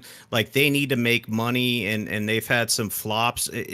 It's weird because they just bought Codemasters, right? They did the Dirt franchise, and they're already having people leave because of certain things that are going on behind the scenes. They paid $1.2 billion for Codemasters, and I'm not a big racing fan, right? But I enjoyed the new Dirt, and especially with the DualSense features, and then just to see them come in there and then see all this talent leave, and then see BioWare and the main dudes leave and create their own studios. So I think they're just kind of dipping into nostalgia. They know that they have hardcore bases for that, right? The Skate franchise, the Dead Space franchise. We can remake these, give the project to some developer. They'll make it, and people will just snap this up, because a new Dead Space would actually take risk, and we don't want to do that. You know what I'm saying? Like we want to have the for sure thing, or we'll do Apex Legends, which is a games as a service. So I think that's the route for them. No, I think that's a good point. I just think that in light, and I think we really nailed the spectrum of the good, the bad, and the ugly for EA. And I think that just goes to prove the point of how I started this segment, that EA Play really gave them a shining light where they have just been bashed year after year. And they had the whole anti-consumer thing for the longest time that was following them around. So, listen, everything seems to be cyclical and everything has a sine curve to it. So it's good to see EA actually did that. I saw a few people discussing this in the chat. I had it further down on my topics, but Xbox did win the June NPD. I believe they won. Did they even beat the Switch, or did they not? Did they come in second? So they won in dollar Dollar amount sales. Yeah. They didn't win in overall units. They just in how much they sold their systems for. They basically won that. Well, Which means they sold more than PlayStation. They sold more than PlayStation. But my question is this a repeatable win for them, or was this because of the lack of PS5 supplies? I mean, that's just a legitimate question. It sounds That's a loaded question. It is. No, That's a very loaded question. I heard they did reallocate like shipments from the UK to the US. Anyhow, I mean, whatever they did, it was, I think, coming off E3, it was smart for them to have more Xbox Series X S's on in stock, right? And I think that was a byproduct of what we saw with the MPD numbers. Could they repeat this? Yeah, I think if they continue to provide more stock than PlayStation, absolutely. That's ultimately what it's going to come down to. Yeah. Do you want an answer from a guy that got a lot of flack from an Xbox community? Let's hear it, Salt. All right, so I think it was a big thing for Xbox to win an MPD because it's an achievement that a lot of people thought that probably wasn't going to happen again. To be honest, a lot of haters and a lot of people that would make fun of them, namely one of probably would have been a joke that I said, like they wouldn't do that. And the fact that they could do that shows the trajectory and the desire for people to have the console. Hell, I bought one, right? So I just think that they have, it's like the perfect, I don't know, complementary console. Like these both, because like if you have a PlayStation 5 and a Series X and you have Game Pass and you buy the bangers and the exclusives with PlayStation, you got it all. You know what I'm saying? My Switch collects dust, so we won't talk about that. But you have, you know, great indies on in Game Pass. You're getting the Ascent that's going to be there. I played what's it called? I've just played all kinds of stuff in there. So the long and short of it, you're asking, can they do it again, or was it kind of, I don't know what the wording was. Right. We talked about this on TSGP. We're talking about the 10 million sold for PlayStation, and we're like, is there a chance for them to trip up, or is this kind of just a sealed deal that they're going to dominate the whole gen? And what it came down to it is, I was asking, well, PlayStation hit it hard in the beginning of the generation, the beginning of this year, right? Just tons of games coming out. We got Ratchet and Clank, we got Demon Souls, which we talked about, Returnal, just hitting you with game after game after game after game. But then at the end of the year, if you look at the lineup that's coming out, Horizon's a question mark right now, which I personally think it will come out. But if it doesn't, then you have the issue of Xbox coming out with Horizon, you know, Forza Horizon 5, and they have Halos, which those are two huge franchises. Halo is going to be day and date on PC, and you got to ask yourself, Xbox is winning. They won an MPD without games, essentially, right? It's the joke, right? Xbox doesn't have games, but essentially they moved a product without having games, which is crazy. So when they actually do have games, I can see them moving the dial, which is competition, which is good for the industry, which absolutely, that's what I see towards the end of the year. You know what I'm saying? I can see that. Go ahead, Persona. Let me be the bad guy here. Persona. Let me speak from the heart. All right, so listen. First and foremost, you know, shout out to Xbox. I definitely gave Xbox their W for June. You know, ain't no caveats. They won that, but there is a slight asterisk there, right? Because like I said, they like the article said, they won for dollar amount revenue, yeah. Which the Switch still physically sold more. So there's physically still more units being sold. We're talking about PlayStation. For PlayStation, we're not talking about Xbox. We're not talking about Switch right now. Well, yeah, but we're talking about like MPD who won, right? But for Xbox, you know, part of it's because Switch isn't competition right now. So it is if it won. They're doing their own thing. So I'm talking about PlayStation, Xbox. Well, no, but Persona, I get that, but Switch is like, you know, we have to stop this. Switch isn't. Yes, Switch is competition because Switch won. They outsold everyone. Switch is a handheld, right? It does not matter. It's competition. So what I'm trying to talk to you about is Xbox is not worried about Nintendo, and neither is PlayStation. Okay, it's not on the same level, and they're in their own. They do their own thing. They have a 720 screen, and they have games they can remaster for days. They walk their own line. It's Xbox versus PlayStation, and if you deny that, it is what it is. It's like, I have a Switch. It's collecting dust, and when you're talking about it, we're talking about PlayStation and Xbox. It's PlayStation, which I, do content on. They've won. They just been keeping winning MPD, and Xbox has been in the back burner, right? It's been a byline and a joke because they didn't have games and they didn't sell units. So I get it. Switch is killing it, but they don't. They walk a different line. No one's talking about, I main a Switch, like this is my main console. It's either you have a PlayStation and a Switch, or an Xbox and a Switch, and then PlayStation and Xbox. That's what we're talking about here. I'm not saying, because Nintendo's been doing this thing since forever. You know what I'm saying? Okay, in terms of I hear what you're saying. In terms of Xbox, I think part of it is that, a lot of people want that Series X over that Series S. So that, that dollar amount they definitely want. And I do acknowledge that they definitely are pushing more units this month because, people are buying a more expensive console. PlayStations are short, in short supply right now. And we do acknowledge that, they definitely push the console out with really no games. It's Game Pass and, the dream, Game Pass and a dream, right? Right. Is this repeatable? Yes and no, right? Because it's all dependent on if Halo releases this year. We still have no date. I think it will be. They very confident that it is. Horizon's definitely going to move some units, but I do think those holiday bundles as well is definitely going to be a big thing for both PlayStation and Nintendo, right? So Xbox has a lot going for it. If they have Forza and Halo come through this holiday, they're definitely going to have a very strong holiday. Mm-hmm. But again, you can't not also overlook people still. How many pictures do you see of people saying, "I just got a PlayStation. I just bought this. I just bought that. I've been waiting to play Returnal and Spider-Man. Oh my God!"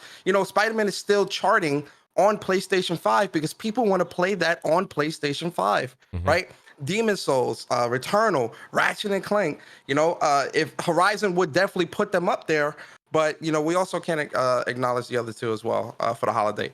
Can they do it? Yes. Will they do it? I'll be honest, man. I don't think so. Not when you look at the other two in the holiday.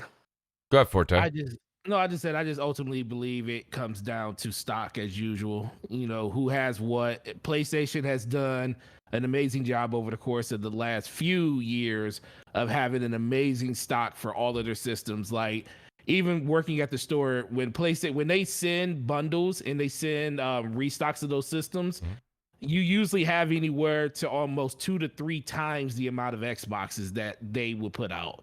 And of course, the more you have, the more you're going to sell.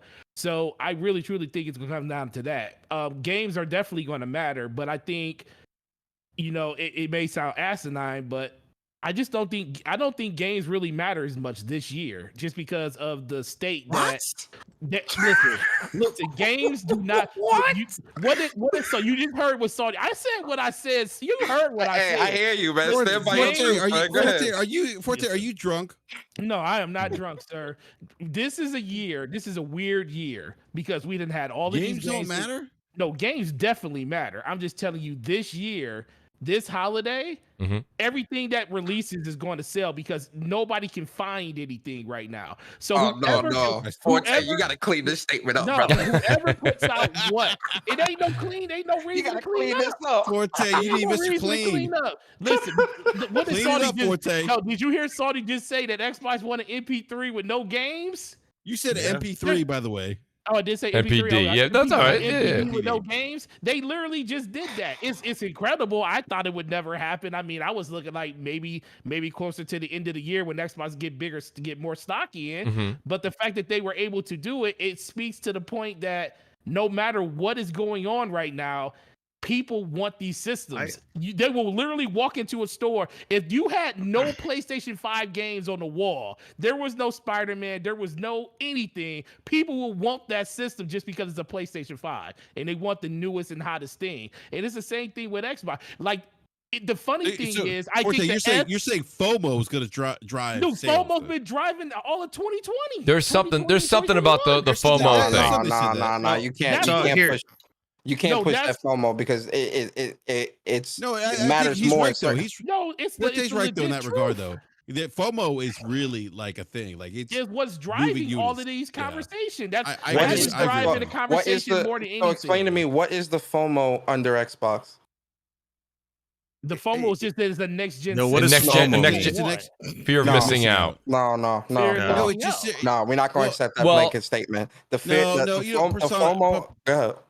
Persona, look, if there was no such thing as FOMO, right, and you're not going to accept that statement, I think this MPD really proved that. I mean, like there was more Series X in stock. People are clamoring to get next gen systems. They're going to get whatever they can get their hands on at this point right now. And I think we saw that in this MPD with the Series X. I mean, this is the first time there was probably more Series X in stock than the PlayStation 5, and we're seeing the result of that. Right. Where are these So stats then though? if it- I so then really if it- I really have to know like where you guys are pulling these from. That there's more Matt Piscatell. Series X. Matt said that there's more Series X. Oh well, no. In stock? I don't. No. Because that's no, a no, made up stat No, right there. Because it's the fact that they had S's in stock, and right all right, now. but here the thing is when I went to go pick up my Series X, there was a supply of Series X and there's a supply of Series S. There was like 25 Series X's and like 30 Series S's. And guess how many people were standing in line for a Series S? One person wanted that. How Where many did you go? PlayStation 5s were in stock? Probably What I'm trying to say is none. people in the chat are saying, "Oh, it was a shortage for PlayStation 5s. That's why Xbox did better." Well, there's no Series X's out there. Where are you buying those on the shelf? Where are those available?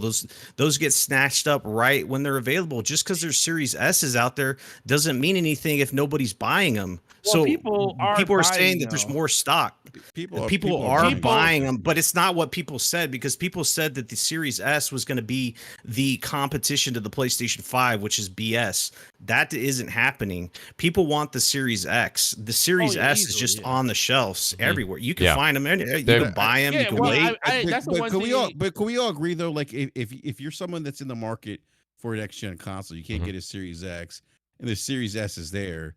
You gotta imagine there's probably some impulsive buyers that are gonna be like, you know what, I'm just gonna grab the Series S. I'll answer But that. see, I'll this is answer what I'm that saying. question for People you, are though. only talking about half the story here.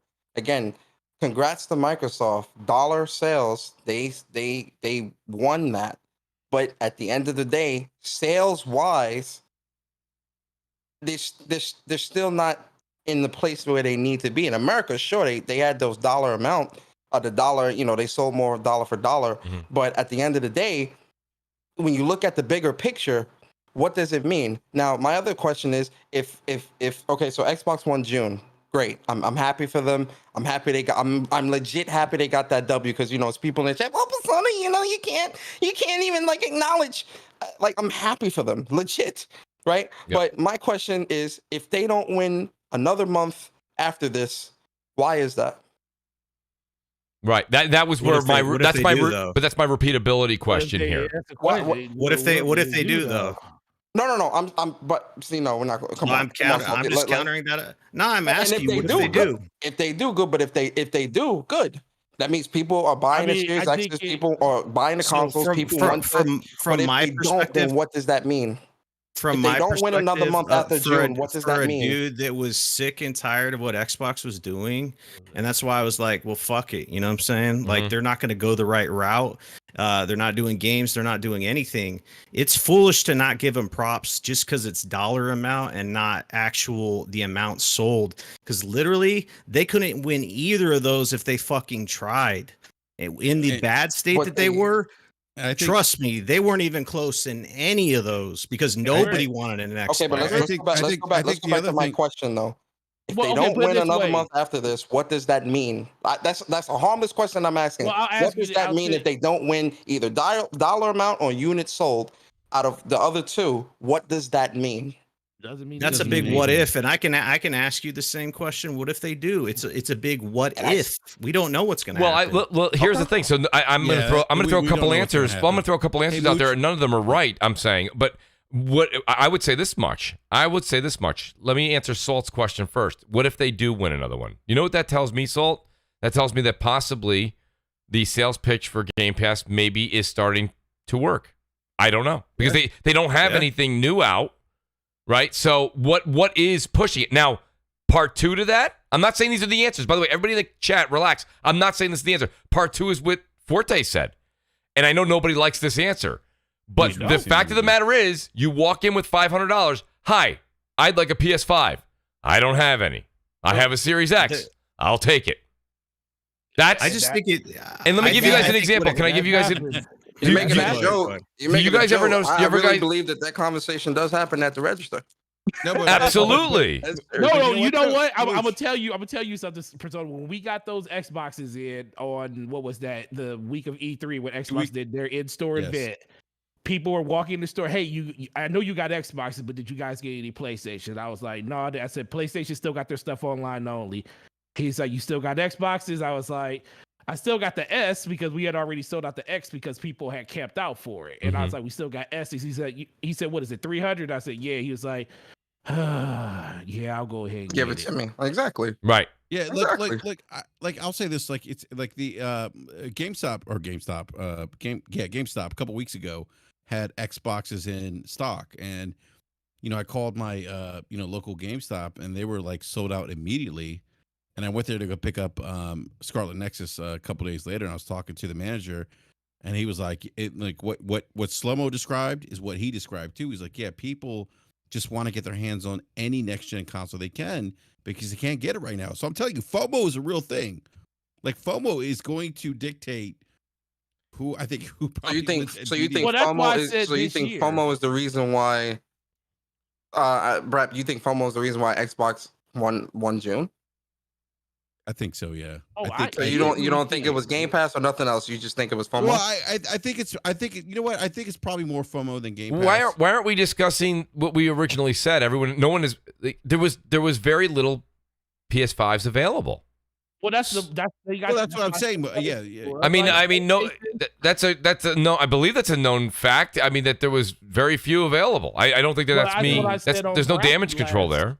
Well, that's what I said on BRAP a couple of weeks ago when we were talking about that. I was like, listen, man, I think before this announcement happened, we talked about this and how Xbox had a chance of actually doing something great when it came to NPD. We were looking forward what the numbers were because they had them available in stores for people to walk in and buy them. Yes. And I was like, that gave them a really good opportunity. Absolutely. Where PlayStation hasn't done that since November of last year. That's right. Unfortunately, they timed it with E3, which was actually really smart from them. And they had a really good E3.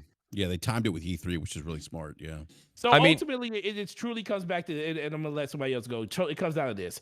I said this is only for this year. Who knows what next year is going to be? Because once games like Horizon comes out, if it comes out the end of this year, I think Persona has a great point where he said that PlayStation is probably going to mop everything up when it comes to that if they have the stock. But next year, I think it truly comes down to what the offerings of what Xbox has to offer people. Once we start seeing more readily stock inside of stores for people to walk in and try to buy them. And I think I talked to so many people that just refuse to go online and buy it. A lot of people do not want to sit at their computer and hit F5 all day. And that's the reason I think Xbox sold so well is because people had the option this time. They could say, you know what, I'm going to wait and see if I can get it online, or I can walk into a store right now and get it. And right now, PlayStation is only giving them one option. They're saying online only. So once that changes, then that's when we'll have a fair comparison between the systems. But as of right now, as long as Xbox, like we just got stock of Xbox Series X's like a couple days ago. Right. And I'm still sitting on a couple of them because like you said, a lot of like Forte, not wrong.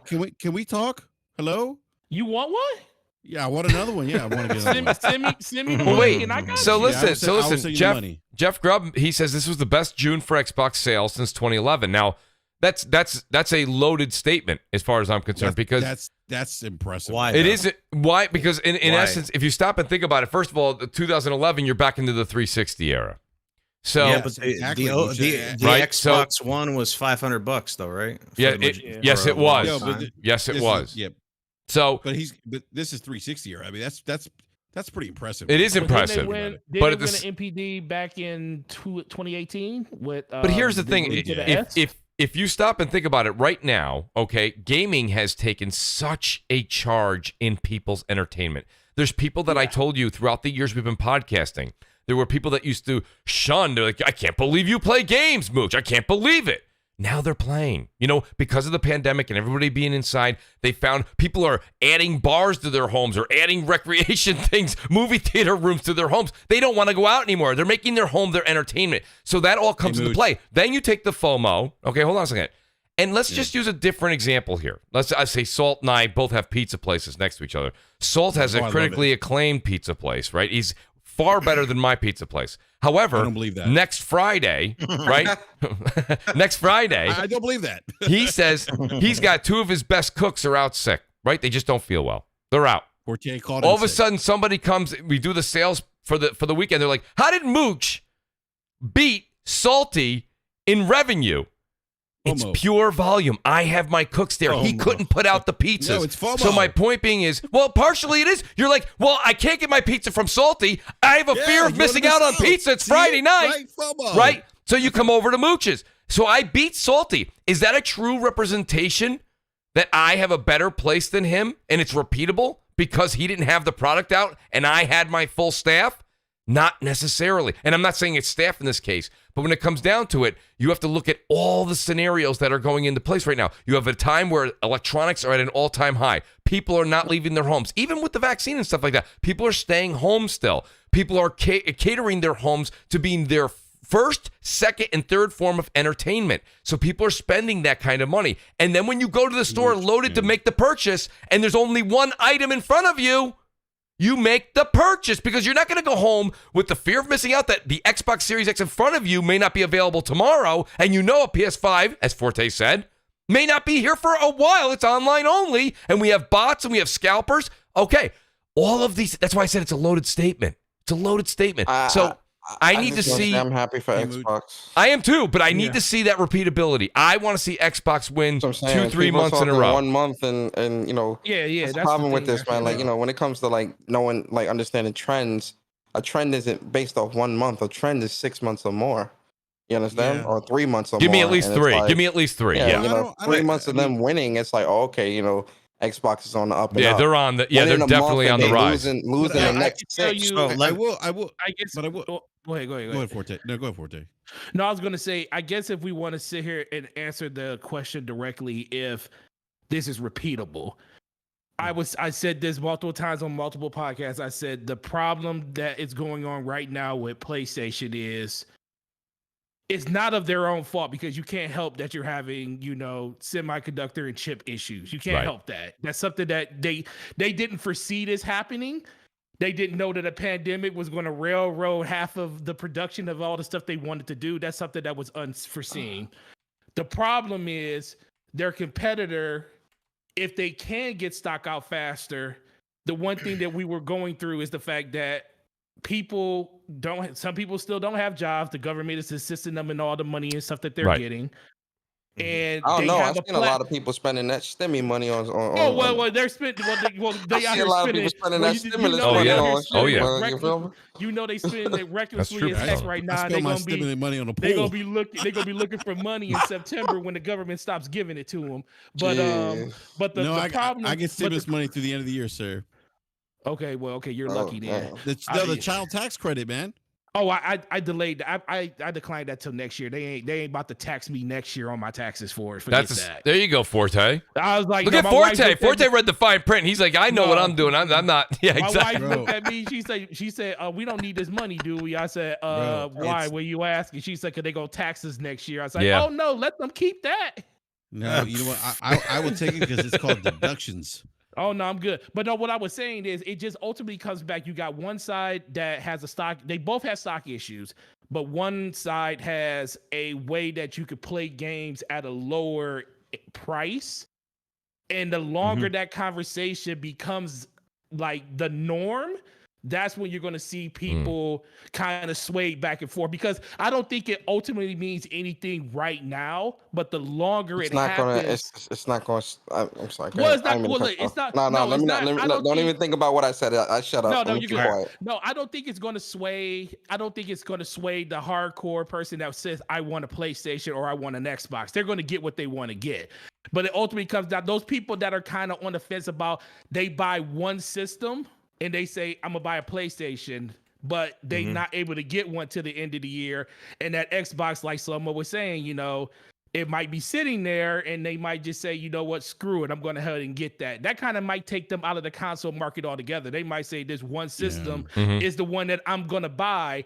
I don't really need the other one. Versus if PlayStation had the stock, PlayStation would be no question where PlayStation would be at if they had the stock. I've got a question for the panel then, because my understanding is that Xbox reallocated Xbox. They did what PlayStation did from the UK, because they weren't selling well. So if Microsoft, if you compare it globally speaking, Microsoft's just not there with Sony. They're just not. Absolutely not. Nowhere near it. No. Could this possibly in North America at least play to Microsoft's advantage then if the Xbox console isn't readily in demand in the rest of the world.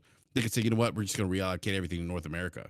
Well, that's what Like, PlayStation did back in. I mean, that's what that could be PlayStation did last year. Yeah, I mean, that could be a thing potentially, right? Where now sure. now Microsoft maybe could, based on reallocation of stock, could maybe start winning some more NPDs. And The thing- go ahead. Zil. The thing that I want to kind of point out here is, you know, a lot of the arguments from the pony side, because I'm over there, you know what I'm saying, was Xbox Game Pass.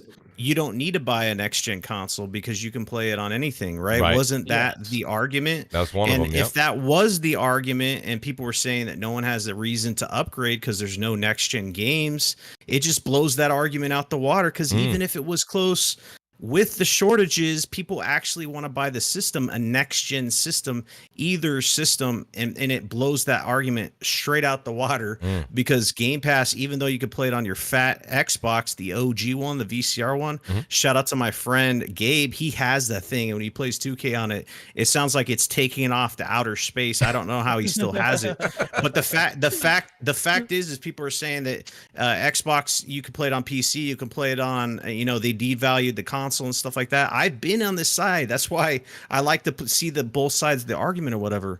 We were all saying that Xbox is devaluing the console and it's going to PC, and it's they have xCloud and you can play it on a fat Xbox and they're not leaving anything behind. Well, why do people want to buy this shit? Why are they getting a next gen console? Let me ask you a question, Salty. Why did you buy an Xbox Series X? Because my daughter wanted to play games. I lost my game share buddy that was game sharing with me for like 10 years, essentially, or it was a long time, shameless. And he dropped it on me. He's like, I'm going to share with my cousin. So I'm like, okay, well, now I need to start paying for Xbox Live because my kid wants to play Roblox and wants to play this and that. She's used to playing stuff on Game Pass because I wasn't even subscribed to Game Pass and I wasn't paying for Xbox Live. It makes me sound like a cheap bastard. You were freeload. Yeah. You were freeload. I'm a freeloader, right? Listen, you're on the Mooch's channel. You're welcome here. That's fine. Yeah. I was freeloading essentially for Xbox, and my kid was playing on my system. I wasn't playing it, and then he dropped that on my lap, and then I was like, all right, I can game share with my kid. She needs to have Game Pass, so fuck it, let's do it. I'll get the Xbox Series X, I'll get rid of my Xbox One X, give it to my kid, and then we'll be about it. But since I've had it, I've been playing 2K with my friends. I have a lot of friends that are still on Xbox that I wasn't really on there since 2019 or whatever. And I played Destiny on there. It has all the the DLC and expansions and stuff, but I didn't have a reason to do any of that. I was mooshing my shit off my. That's probably why he dropped me as a game share buddy. You know what I'm saying? To be honest, but yeah. No, that's the story. But that holds water because I mean, my kids are the same thing. They play Roblox. They'll play things like that. They'll play even like anything, Fortnite, something like that. They're still playing with their friends on Xbox. I mean, myself, and let's be honest, I have a lot of friends of mine are on Xbox as well. So it's like for me personally, I always thought that. And listen, this is me coming from my world, right? I was a Nintendo guy, 100% through and through. Like the whole console war thing that was going on back then, I was a Nintendo guy. But guess what? I still had a Genesis. You know what I mean? Like I had majority of my games were Nintendo. I had like 10 Genesis games and I had like 110 Nintendo games. It was just the way that it was. I preferred Nintendo. That was a me problem. And Mooch, Go ahead. I was an OG Xbox Live beta You tester. get out of here. That's impossible. That's funny. This never shocked me when it came to people still going out and buying the system. Not just because you see people walking in and out of the store doing it. But this goes back to like 2018 before Shannon Lofton ceremonially got moved to a studio and taken out of her position. Yeah. When she said a long time ago that when they were doing the Xbox Play Anywhere, And when she tweeted someone was a fat ass. No, that too. But when she was talking about Xbox Play Anywhere and then the inception of Game Pass, and they didn't really see that much crossover between the PC and the console base. So I think it's kind of still a thing. You know, if you're on PC, you're on PC. Only it's a very few people like myself, Slow Mo. I know. Shout out to Big Cloud. He does it. BRAP. He does it. You know, Mooch, you do it. But for the most part, the majority of people, they either are going to play on a console or they're going to play on their PC when it comes to that. Oh, and right now, that's why they do it. I don't want to cut you off. A major reason why I got a Series X again is, for number one, I'm not a PC gamer because I have a PC. It's not the best right now, but I don't like that experience sitting in a chair because I do content in my chair and other stuff in my chair. I like sitting on a couch playing in front of my TV. Amen. Another thing that made that decision for me, because I was gonna upgrade my GPU. Upgrade my PC, is the cost of PC parts, man. Like GPUs. Right, I'm not gonna drop $4,000 on an upgrade for my GPU to play on PC when I can get a Series X for $500, which I did, which I had trade in stuff at GameStop as well. So I forgot to mention that, but that was a huge part of it too. Persona, do you see, and it's funny because I mean, you do a PlayStation podcast as well. Is there any point in time that you see yourself, and I'm not speaking about the next month or the next 2 months, it could be 3 years. Mooch. No, Persona, do you see yourself ever picking up a Series X or Series S for any purpose at all? I can answer that question. No. I don't know if that's necessarily a no. I could see Persona still picking one up, but it would have to be a game he'd want to play, or right? I mean, you know, listen, if I was if someone said you got to jump off a bridge or buy a Series X. No, you said it on your podcast, bro. You was like, you said I ain't against getting no I'm kidding. No, actually, yeah, I said I was gonna pick up the Series X for Halo. Right. There you go. Yeah, I'm picking up. Yeah, I'm picking up the Series X for Halo, most likely. Most likely, or you are. You just most likely. That. Most likely. No, it ain't no most likely. Most likely is not a most yes. likely is not a yes. Most likely. That's a lawyer answer. That's like when I tell my kids, Daddy, can we go to Chuck E. Cheese? Most likely. Now you got to send us now you got to send us a report card with a picture when you do it on the day it comes out. I'll definitely post out the picture. But y'all got to be ready, because PlayStation Next gonna kick me out once I buy that. So, it's true too. Yeah. But there are a couple. There are podcast. Yo, that's a fact. But there are a couple of games that again, Halo, because COD has just been dog shit. So I need another shooter to hold me. And I was saying this back when I saw Halo back during E3. I was like, yo, this is right up my alley. I'll definitely buy a Series X for this. And then a couple of the other games that they shown definitely are again up my alley. But I'm like, yeah, I'll pick up a Series X for this because just like I don't really nothing against PC gamers, but I think PC gamers are let me rephrase the elitists. You about to say some? The elitists. Yeah, let me rephrase. No. I don't really like PC gaming. Just isn't really my thing. I mean, I work with computers all day. We're not elitists. It's same thing. No, I'm not saying you. No, if you're not elitist, it doesn't apply to you. It applies to the elitist. It does apply to BRAP though. That's what it. No, but it's like saying people who prefer Ruth Chris are elitists. No, we just want the finer things of life. There's nothing wrong with that. There's nothing wrong with wanting the finer things. Well, of life. It's funny. I gotta give. Some people like malt liquor. Some people like Cristal. I gotta give credit where credit's due, dude. Shout out to Slow-Mo who's in the chat, and Slow-Mo got me onto Splitgate. And I did a little bit of the footage there earlier. The only reason I haven't played more Splitgate right now is just because when you go, and I think anybody will agree with me in the chat, if you play Splitgate and you've played, Call of Duty Warzone, like Warzone speed is just, it's a different Twitch type of shooter, and Splitgate is more of that shoot from the hip, more of that, like, I almost feel like Halo. But I gotta say, shout out to Slow-Mo for bringing Splitgate to my attention, because I've been playing that a lot. From you, sir. And I got me excited. I'm extremely excited for Halo because of that. I need a hot take from you, sir, Mooch. Yes. Warzone or Splitgate, which one has better gameplay? Well, that's not fair because I'm gonna anger Slow-Mo. It is fair. I prefer Warzone myself personally, but I will say this much: there's a level of technique and shooting mechanic that is it's different. It's a different skill set. That dude is garbage that just got killed. He could have killed you. I know. He was in the storm. He's so garbage. Dude, the last kill I got here is actually true garbage. I told you get lucky sometimes, Persona. Wait. Persona, he had the drop. He did. Like, he did. Because like Mooch was in the smoke, so he was getting hurt. He could have killed him, bro. Yep. So garbage. This is a bit trash. Listen, I gotta take. Listen, I haven't had a W in like 2 weeks, so I took it. I don't care, dude. Don't you wish your skill-based matchmaking was that good? Yo, for real, man. It ain't never that good. I wish I had that type of skill. It ain't never that good, man. I shoot dudes and they just keep running. I'm like, bro, do these bullets work? Like, what's going on here, bro? We gotta get a little crossplay going. A little. So if somebody will, I got BRAP who was. I'll be on Halo. Well, Halo, absolutely. So that's what I want to say. Slow-mo got me into the Slipgate world. Slipgate is completely and utterly, for me, it's like a prerequisite to get ready for Halo Infinite. So poor man's Halo, straight up on. Yeah, it's a poor man's Halo. Like, yeah, it's I'll ride with that. It's a cool game, but it's missing a lot of. I like it. I like the premise, but it's missing a lot of core FPS mechanics that would make it a great game. Like, slide, no actual grenade, no prone. Like, it's a lot of things missing from the game for me. The jetpack is too floaty, where you're in the air too long, and it's a lot of things that kind of like ruin the experience for me a little bit, just because I know what a good FPS is.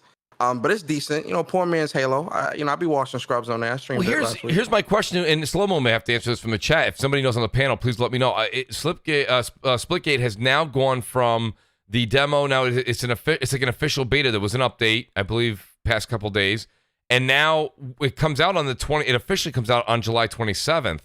So what is the cost of this game when it releases? Is it a $20, $30, $50, $60, $70 game? Talking about Splitgate? Yeah. Splitgate, $70. No, I'm asking. Who knows anymore? Persona, right? I was gonna say if they release that Splitgate for $70, that's where I have a problem. I would have a problem as well. I ain't gonna lie to you. I mean, I want this. Not worth no $70. I want the game, but I'm wondering: is this a $30 game, or is this a $50 game, or a $60 game? What are we looking at? $20, maybe $10. We should play another game. Do we know? I thought it was going to be a free to play like altogether. I didn't think it was actually going to cost anything. That's what I don't know. I wasn't sure, and I do want to own the game, but I don't want to pay $50 for it. That's the only thing I'm trying to say. You know what I mean? Not. So, and it's funny. So I didn't really get a chance to get into this. I did want to kind of ask one. We'll do one more topic here. I want to ask Persona. Why have you? You did a video and you discussed it and this and that about Psychonauts 2. And that there was a whole lot of online debate going on there. A lot of people were trying to compare. The Xbox side was saying Psychonauts 2 is their Ratchet and Clank. And I'm not saying the entire Xbox. I'm just saying I saw a lot of back and forth. I know you may have gotten into a little bit of conversation there. But Psychonauts 2, and I'm not quoting Skill Up. You guys know Skill Up from YouTube. I'm not quoting him, but this is almost verbatim. He said this is a perfect game for Game Pass because it's most likely not a game you would have played. And you know what? If I made Psychonauts, I would not want anybody with that much viewership to say that about my game. Jesus Christ. But I'm not quoting him. I'm not quoting him, but it was roughly what he said. Nah, that's definitely a bad thing. In my opinion, I think that's a bad thing to say because it's like my game is only good within a service. That's what you're saying. Like, it's not worth buying. That's what I'm wondering. Is this something where Game Pass is saving Psychonauts, BRAP, or you don't think so? Here's the thing. I think it's not about saving or I think so here's the thing. Psychonauts, if you play, so let me go back to Double Fine. Double Fine has a pretty rich history that probably appeals to very hardcore gamers for the most part. Like Tim Schafer is probably before there was Psychonauts, Tim Schafer's development studio was really known, at least for me, known for Grim Fandango. Yes. Yep. Yeah, which when PlayStation announced Grim Fandango as a remaster on the PlayStation 4, people went wild. If you guys remember that announcement, like people literally were screaming in the crowd because like it's a cult classic, and Psychonauts is a cult classic. And these games, let's face it, like the way the gaming industry is right now, like a lot of people have their eyes and ears to, the big AAA games, the Call of Duties. There's just so much like content right now that's out there. The Call of Duties, the free-to-play games, the mobile games, things of that nature. The one thing that Game Pass does, I think, very well for like games like Psychonauts, and I don't view it as a negative, is that if you were to say to someone, I'm going to charge you $40 for Psychonauts 2, they may be less inclined to pick it up. They may not know what it is, or it may look too obscure. And like, Psychonauts 2 is very much like, I don't think it's going to be a game that's going to appeal to a lot of people. It's very quirky in that regard. It's got like, who's that? I'm trying to think of like you think of Tim Burton, right? As a director in Hollywood. kind of interesting individuals, got obscure films in some ways, and things Right. like that. Like I would probably equate Tim Schafer, maybe his team, like to that. But I think the one thing, the benefit that Game Pass gives a studio like Tim Schafer is that you don't have to worry about paying to play a game that you're not sure about. So now you have this game, and Tim Schafer has great pedigree, by the way. Like Psychonauts 2, like for like a 3D platformer, was actually pretty good. But it's not going to be something that appeals to a lot of people. It's a little quirky. Yeah, and it doesn't Game necessarily Pass, look like my jam, but I mean, yeah, but Game Pass gives people the opportunity to at least try it out, and the trying is what may get people hooked, who otherwise probably wouldn't have tried it if they had to pay $40 for. Well, that's what So I believe. That's what, and I don't want to put words in anyone's mouth. but- That's what SkillUp was kind of ensuing. I believe. I think this narrative of if it goes to Game Pass that it's necessarily a bad game, or I don't. Well, think it's that's a bad not it. thing. That's not. Let me. So if it wasn't in Game Pass, would you buy it? Right. Yeah, I would buy it. Absolutely, I would. I would not. I mean, I would because I go. play Tim Schafer's So, game. Salty, would you buy it? That's wait, Persona. That's irrelevant though. No, Because it's very relevant No, because it's not relevant. It's not relevant in the sense that it doesn't Well, speak to the quality of the game. Brap, can I say something real quick? Brap, wait, let me see. Let me see. I'm not saying that the game. See, no, you're misconfusing. The quality of the game is not what I'm talking about. What I'm saying is to say The that interest in the game. this game is great. This game is something that you'd be glad is in Game Pass because you can't see yourself buying it. What the hell does that mean to someone that's hearing something like that? I'm being straight up. That sounds very disrespectful. That sounds like you saying this game isn't worth you really spending your hard-earned dollars on if it was asking for 40, 50, 60, or however many dollars. But thank God it's in a service because you don't have to worry about taking that chance. So give it a shot, even though it ain't worth buying. Like, that sounds very disrespectful. And maybe it's because, I'm a New Yorker. I'm looking at that in a very different way. Do you mean disrespectful to the developer? I think it's disrespectful to the developer and the gamer. Well, how's it? I mean, how's it disrespectful to the gamer though? Because it's letting the game. You're telling the gamer, don't even waste your time. And like, I don't know. It feels like as a gamer, go ahead. All right. So from my perspective, we've been talking about this. We did this on a long time ago. We talked about Tim Schafer's quote, which made people raise their eyebrows because he said, the cool thing about developing a game for Game Pass, you can make games and you're given that freedom by Xbox to make games that you would have got shot down by from publishers, because he's mentioned that multiple times. Like Psychonauts 2 had to be crowdfunded. And the reason why it had to be crowdfunded is because no other publisher would pick it up. There's multiple reasons for that, because Double Fine had a history of not getting their shit out on time and taking forever to do it. But beyond that, it's like what his quote there is saying is the exact reason why people are saying Game Pass fodder. Why that's a term, because you have these developers that are doing crazy things and shit that wouldn't normally fly with publishers, but at the same time you could argue, well, is that the best thing to be able to go rough shot and do whatever the hell you want and have no one to answer to? You have full creative freedom, because a lot of times someone's got to rein you in. Like with PlayStation, they have a vision of what's going on, they have lots of control, and they have a product, and they have quality product that comes out, and it just time and time again. But with these acquisitions, they acquired Bleeding Edge, right?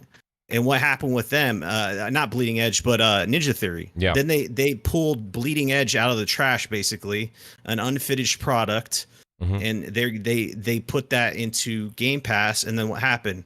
The servers were, it was pretty much dead on arrival.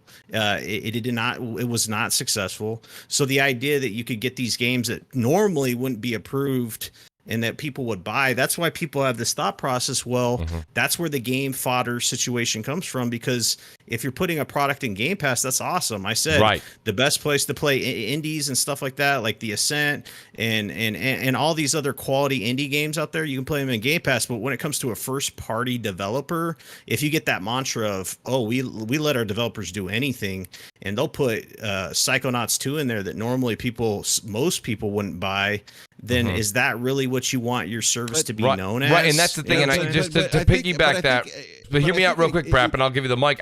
One thing I want to add to it was what you had, Brap, is actually your question that you would ask Persona. So take a game like Outriders, right? For example, Outriders was a game I planned to buy. I was going to spend the $60 on that game. That game then makes its way to Game Pass. I then don't buy the game, but it's of the quality that I wanted. In my mind, I wanted to play that game. That's worth it to me. Psychonauts 2, and shout out to Jeff Grubb in the chat who's saying that it's in Game Pass, so it's worth trying.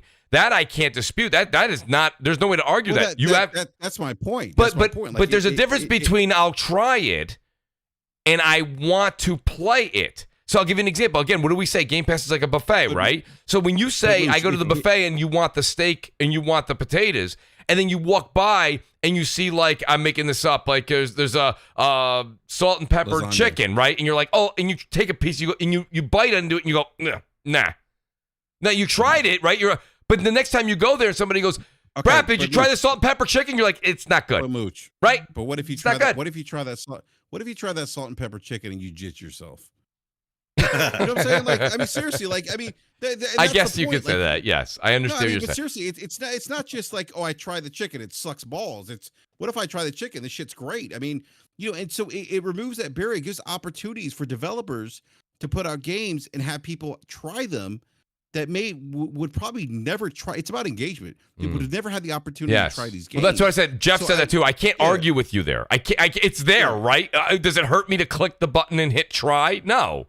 No, but and that's the beauty, I think, of a game like Psychonauts. And let me tell you, Tim Schafer's been, I think, like, again, if you remember the PlayStation, the audience response to Grim Fandango, like Tim Schafer's got a cult following. Like, he's put out some really good games. Now they're the kind of games that probably don't appeal to the masses, if you will, but that's okay. Like, not every game has to appeal to the masses. Not every game has to appeal to hundreds of millions of of gamers, but there's something to be said about games that are a little obscure that are still quality that people like enjoying. And I think that the exposure of Game Pass that gives that the exposure that I'm trying to say, well, the exposure that Tim Schafer gets from putting a game like Psychonauts in Game Pass could be a big boon for his game. Where again, you probably wouldn't try something. We've all done that. How many times? Right. Have we bought it? Like, you think Netflix, right? How many times? I mean, like, how many Netflix shows would we probably buy, or movies would we buy? Okay, so you've made a great case, Brap, for the people that own Game Pass to try it. Now let me ask this question: does Psychonauts 2, which is now a first-party game for Microsoft, does that game bring the number of additional Game Pass members, new customers to Game Pass? Probably not. It probably won't like move the needle like 10 million. Right. It may get some people into Game Pass, but I think the thing with Game Pass. Well, that's how I look at it. I'm thinking if I worked for Xbox, I want to continue to see the subscription number grow, right, and stay. Yeah, yes, and they definitely want that. But I don't. Right. I don't think this is going to be that game that does it. But I do think this is going to be a game that appeals to the hardcore gamers that are fans of Double Fine. I mean, there is a group out there that loves games that Double Fine puts out. I mean, again, I go back to when PlayStation announced Grim Fandango coming to PlayStation 4. The stage erupted. Okay, let me ask you a question. Does everyone here consider himself a hardcore gamer? I'm really asking. Like to think question. so. I'm not trying to be. I don't. People in the chat, you can answer the question as well. I think everybody. Listen, if you're on a panel or you're listening to a gaming podcast, I would say yes. Okay, so here's my question: how many people here have played Psychonauts 1? I have not. I have. Forte, have you? Nope, sure haven't. Chat, I played it. Have any of you played Psychonauts 1? Not 2, 1. Nope. Put it in the chat if you played it. Let us know. That was the same response on TSGP. No one played it. Okay, but that doesn't. No one. Everyone is saying that this is gonna.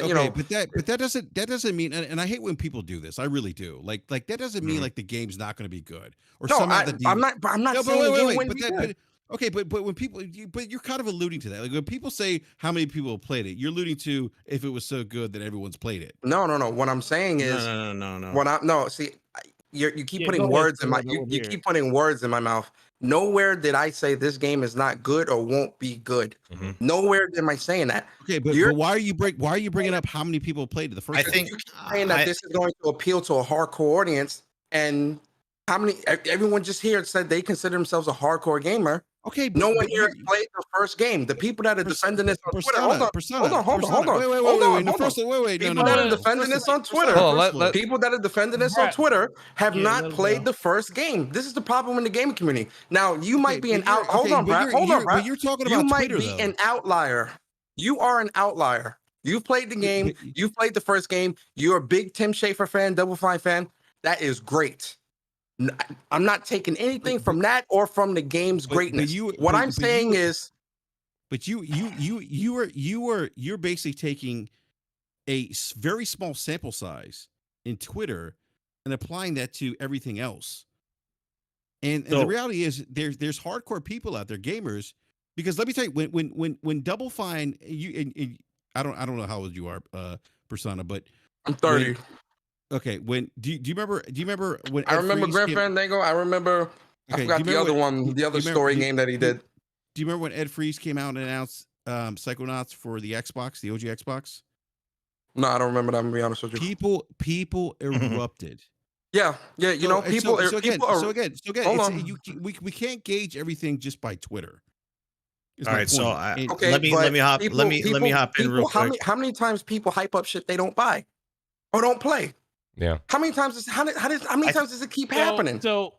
I think it's pretty simple. If this had an audience that was big enough, like even the nichest audience, it wouldn't need to be crowdfunded. It wouldn't need to be crowdfunded, and it would have got picked up by a publisher. That's the end. That's of the story actually a pretty good point. Thank you. That is a I pretty didn't want good to. I was trying to lead there, but they wouldn't let me. No, it is what it is. Because I mean, if it that's the thing, and that's because BRAP, and don't get me wrong, I thought you made a good case, but the thing about it is that same case you made can be used in reverse, because if it's this true fan favorite and we can't use a small poll like we have on Twitter, which you make a good point, the love I'm seeing for Psychonauts is an even smaller pool. You know what I mean? Not taking away from the game. I'm saying I think it's just such a niche game that they couldn't even find a publisher to house it. So it was crowdfunded. That's how much it's and that's what I'm saying. So it's not. Yeah, I mean, game looks game looks all right. It's not my bag, but no, they had to get crowdfunded. I mean, I get that. I mean, and that's the nature of the business. But they did get bought by Microsoft, so I think that says something. It says that they were cheap and easy to buy. I mean, honestly, I think that's a little disrespectful to Tim Schafer and his talent. I mean, to say so that's disrespectful, but saying that his game is great for being in Game Pass because no one would be worth buying is okay. You see what I'm saying? How is what I just said disrespectful? Hold on. How is it that what I said is disrespectful? But then when Skillup says, "Oh, this game is not worth being this game. Good thing this game is in Game Pass because you wouldn't want to buy this anyway." Cheap, and that's the only reason they bought them. No, they were cheap. Because it's a talent, but it's also a talented studio. It's also a talented studio. I am not equating cheap to them not having talent. Right, I was gonna say. Why do you keep putting words in my fucking mouth? I am not saying that they are not talented, and I'm not saying that they do not make good games. I am saying that they were cheap. Hold on. Microsoft gobbled them up. You were trying to BRAP, hear me out. You were trying to.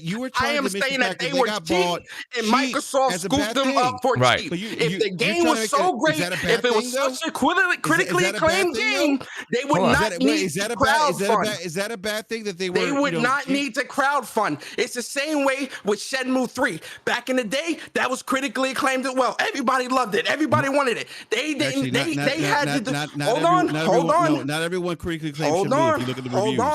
Hold on.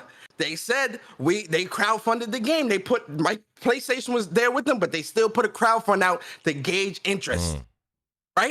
Right? They did, yeah. It came out, people didn't buy the game.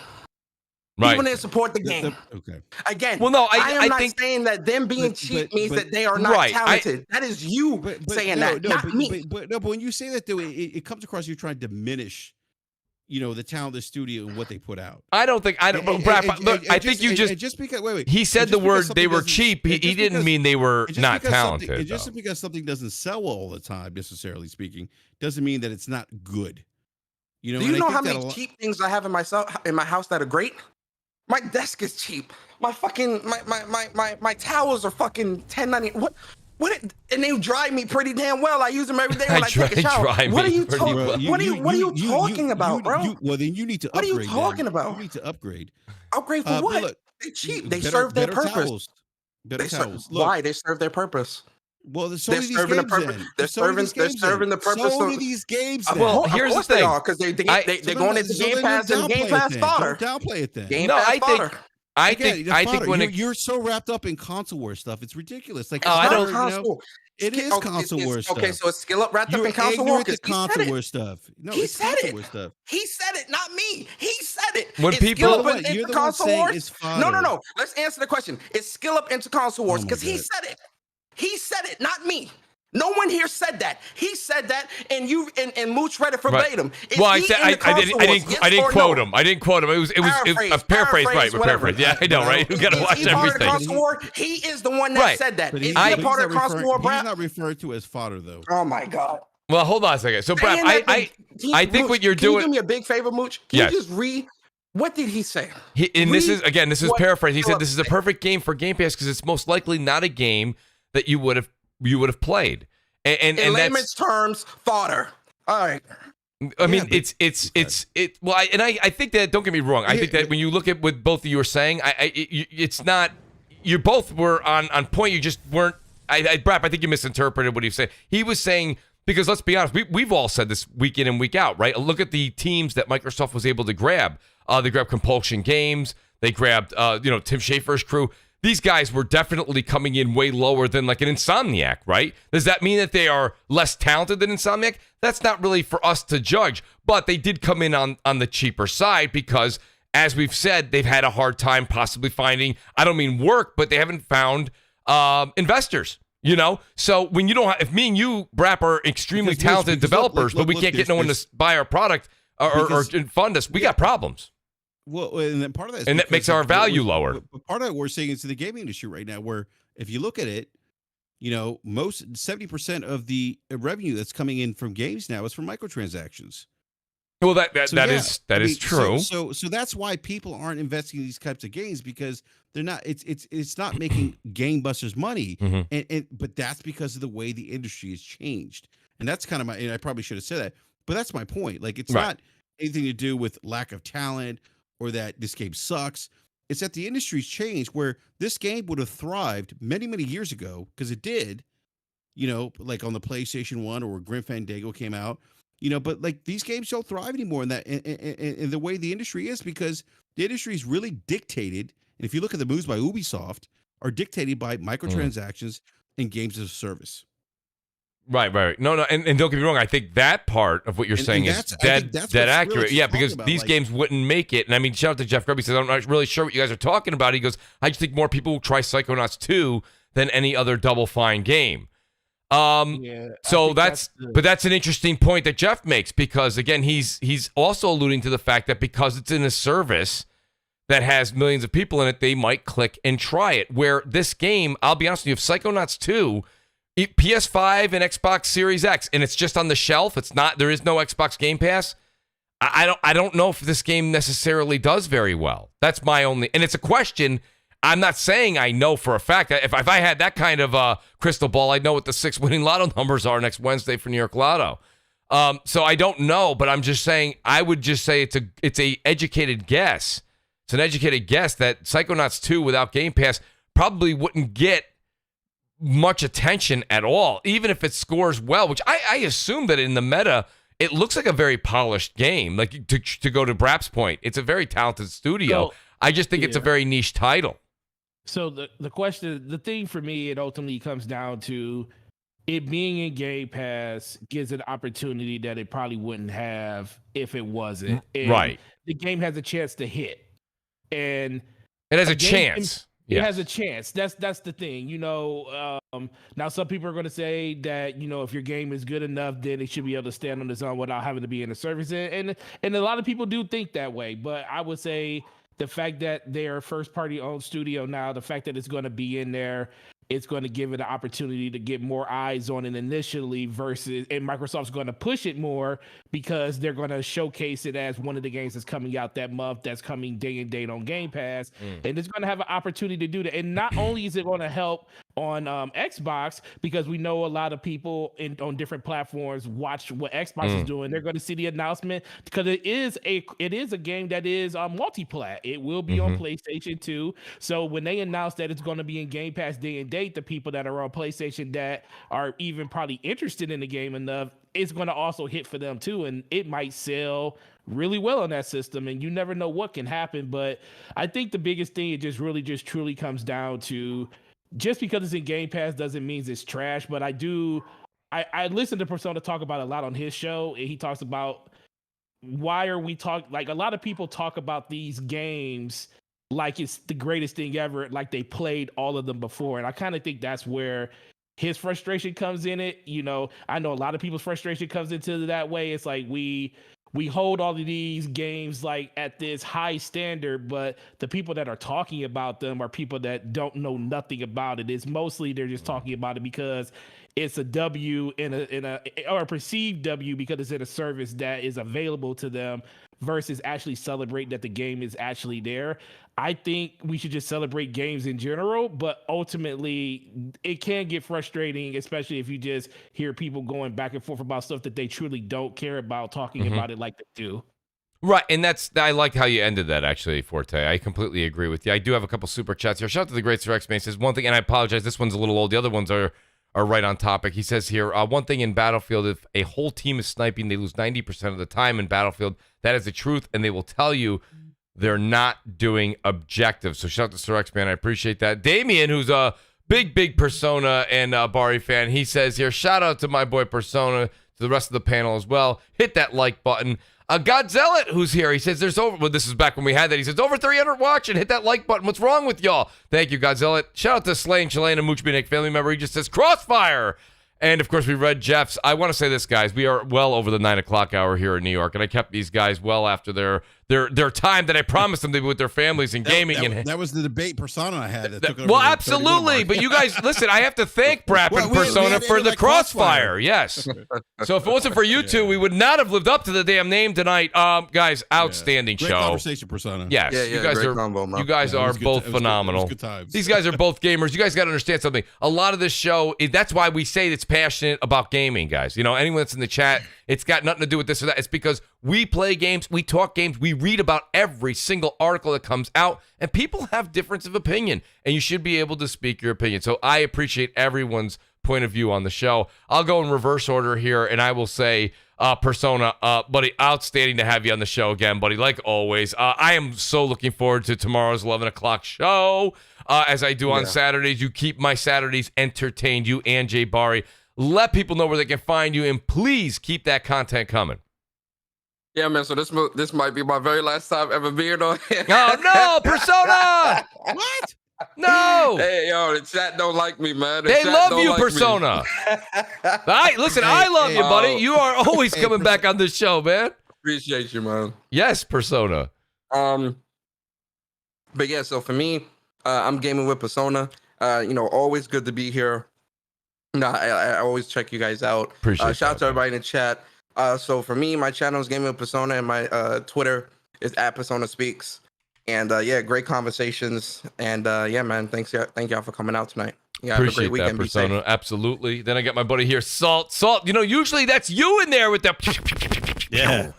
So Salt was able to. I saw him in the chat. He had his feet up, enjoying a little popcorn during that right there himself. So Salt, listen, man, always great to have you on the show, man. Love what you do on Thursday nights as well. It's just entertaining, man. And I'm telling you, bravo to you, Salt, for having not only a great show and a great channel, but you have assembled one hell of a panel, man. Love Chris Righteous.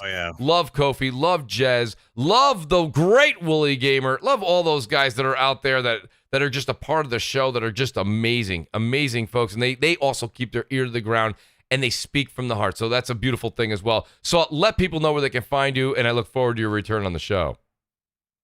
Yeah, it's about time. Someone else is getting blasted in the chat, except for me. I'm going to be back. Except for me. I'll be back in the Shadow Realm. Yes. No, I'm just kidding. On Twitter, you can follow me at saltiest_gaming or YouTube saltiest gaming, 2 words. Yeah, that's where you can find me, man. Appreciate it, Salt. And then I got my buddy here, Basement Radio Arcade Podcast, or as everyone else likes to call him, the OG Xbox beta tester, the original, the single and only beta tester for Xbox back in the day, BRAP. Oh my goodness. BRAP, outstanding to have you on the show as well, buddy. Great conversation as always. And believe it or not, BRAP and I, very different subject. We were having very similar conversations earlier today. Great to go back and forth with the great BRAP. BRAP, honestly, I don't know if you're doing a BRAP rant tomorrow or you're planning to, but always another great thing on a Saturday evening to be able to enjoy, whether it's live or after you do it. Let people know where they can find you, and I appreciate you being here tonight. No, absolutely. You know what? I just want to say something. The great thing about CrossFire is that, all of us are gamers here. That's right. And as you guys just witnessed, like me and Persona disagreed about the whole thing with Psychonauts 2. But here's the thing. We're cool. That's right. And I think a lot of people miss that. And we're cool because we love the same thing, gaming.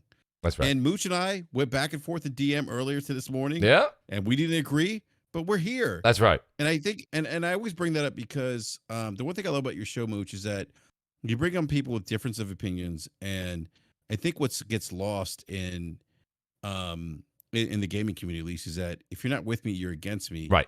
But no, you're not against anyone. No. Because we love the same thing. We all love the same thing, gaming. That's right. And you know what? I know something else too. It's great. And I've been saying this for years, whether it be, and that's the only thing I would say. E3, the one thing I really want the traditional E3 to come back for, it's not all the things we say on podcasts, is I'd like to be able to meet all the great people over the past 6-7 years that I've gotten a chance to podcast with in person. And that's the thing. When you actually get a chance to shake hands and hang out, have a drink, and meet these people that you have been talking to and talking with for so many years, the passion, that whole thing just escalates and grows, and it just gets better. So, BRAP, you're 110% right, and that's what the show's all about. Like, I feel like if you come on the show, whether you're in the chat or you're on the panel, if you can't speak your mind, that's not Crossfire. It's just not. So No, I completely agree with that. but it goes to this thing that the other day, and I hate seeing the divisiveness in the community, or I don't know if I'm saying that right, but divisiveness in the community. Where it's like, if you don't think like me, you're against me. And it's like, no, it's like we could have a difference of opinions. We don't have to agree. That's right. But at the end of the day, we agree on one common thing. That's the most important thing is gaming. We all love gaming, and that's the bottom line. And so, Mooch, I want to say thank you again for having me on the show. And if you want to check out BRAP podcast with my big teddy bear, Gaming Forte, Slow-Mo Backslap, Oh my God. Eric Jackson, Forte. Beef Money 101. We go live every Wednesday night at 9 p.m. Eastern Standard Time. And there may be a BRAP rant this weekend with David Jaffe. I'm still working on that, but I'll let you know. Oh, that'd be interesting. On the Twitters, yeah, BRAP_podcast. But no, great show, Mooch. And Forte, you are my teddy bear. I love you, man. There you go. Well, Forte, I wanted to give you an introduction, but I just can't beat that.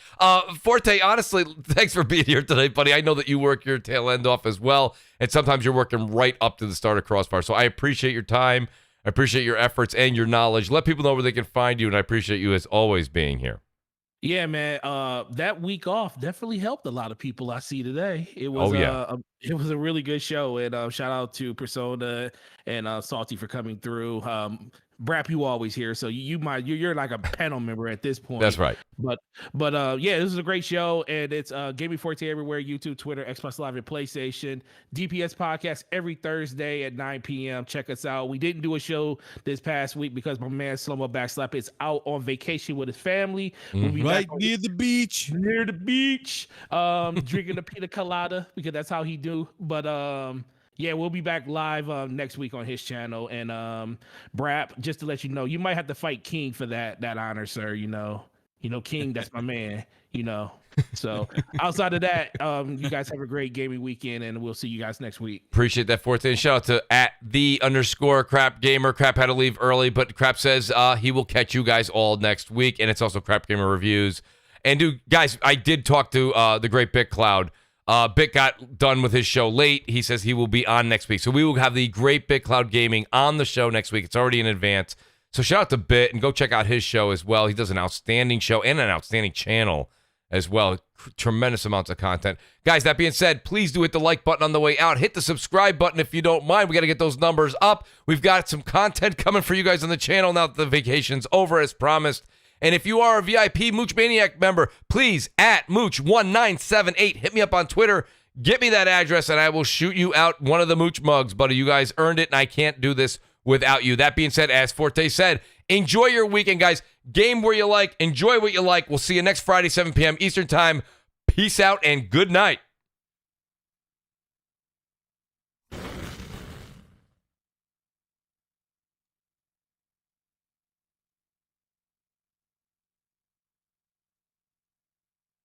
Very good. Kill each other. No, I'm just very. I speak very passionately. Hey, we're both Latinos, so I